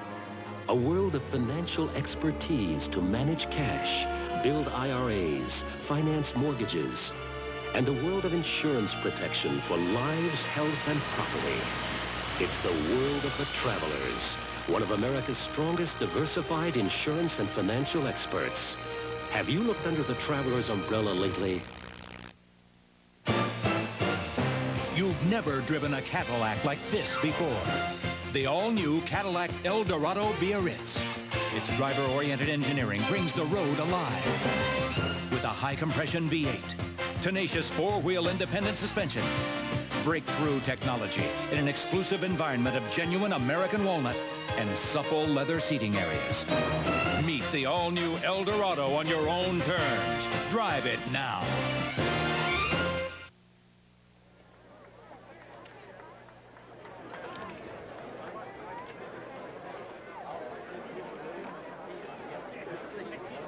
Never in the history of golf has a more popular champion been crowned. Jack Nicklaus, for the 6th time, has won the Masters Golf Tournament. And he did it in spectacular fashion, firing a 65 here this afternoon in the final round. But this tournament begins back on a Wednesday afternoon. And we will take you back and show you some of the sights and sounds that make the Masters at Augusta the special golf tournament that it is through the years. Jack Nicklaus back in 1963 won for the first time.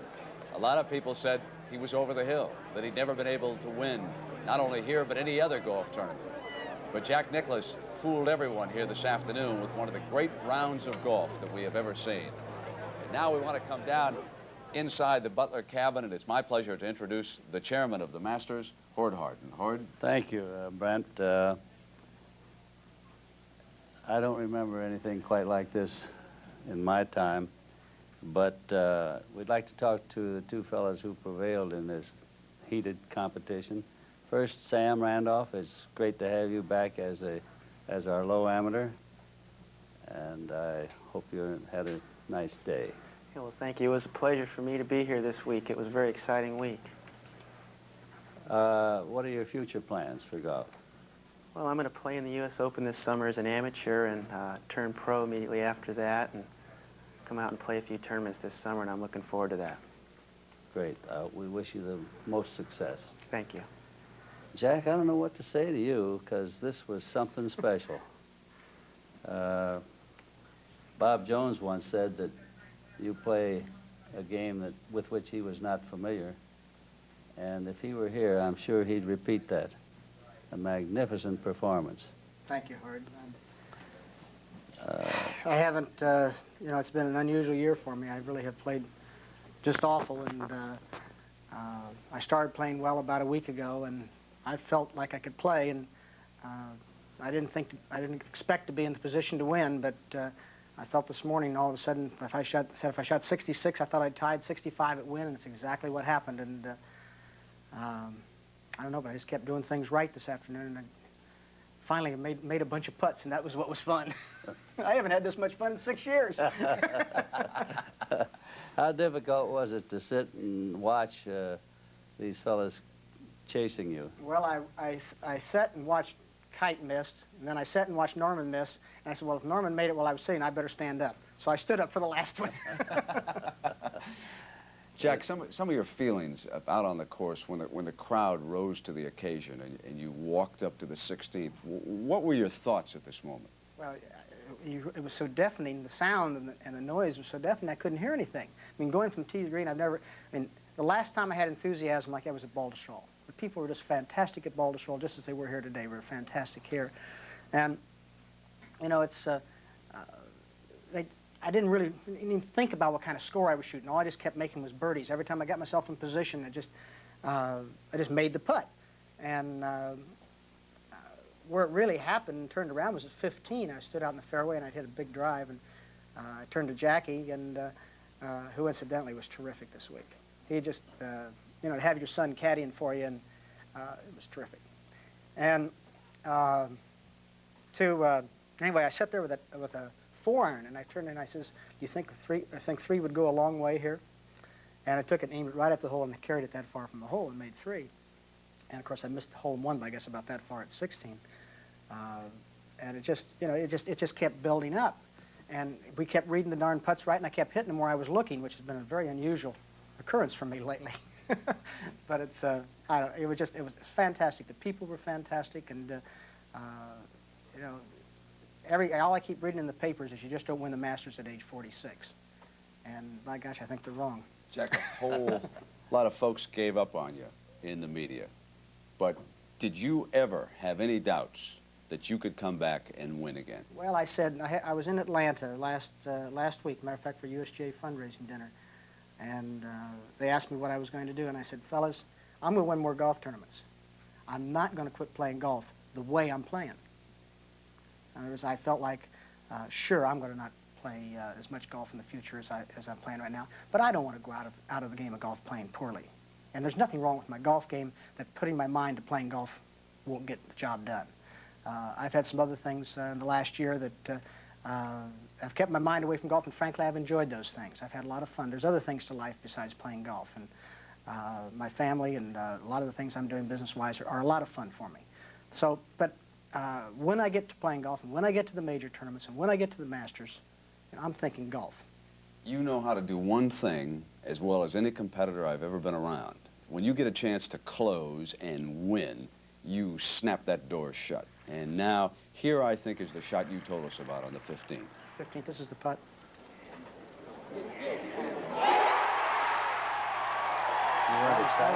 That was a good putt. Jackie and I said, we were reading it, we played about 6 inches of break there.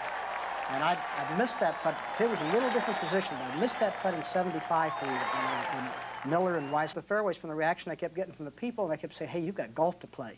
You know, get back playing golf. I want to ask you just one question, Jack. You have won 20 majors now. Is this the most gratifying? Or they all are. But this one certainly at age 46, and as many people have said, in December of my career, it's got to be as big as any of them. That's for sure. And you know, this to win the Masters tournament, Hard. You know, people don't realize that the way you set up this golf tournament, the way you set up the golf course, the way you have the pin placements, the way you have the speeds of the green, it's really, frankly, is a young man's tournament, because you really have to have super nerves to be able to putt the greens. They are very, very difficult. And it's a matter of not only playing good golf, but being able to compose yourself, and I was able to do that this week. Great. It's time for us to put the jacket on you again for the 6th time. Bernard? Jack, I want to congratulate you. Thanks, it was Barry. fantastic. Appreciate Unbelievable. Your 20th. It's a pleasure for me to put it on. You're a great champion. Thank you. I appreciate that, Bernhard. Congratulations, Jack. Thank you, Hard. Thank you. One of the great moments in sports. Jack Nicklaus now wearing the green for the 6th time, getting that hug out on the 15th green from his son, Jackie. Jack Nicklaus has done it. He has won the Masters again. This telecast of the 1986 Masters Tournament has been sponsored by Cadillac Motor Car Division and your Cadillac dealer, and by The Travelers, one of America's strongest, most experienced financial experts.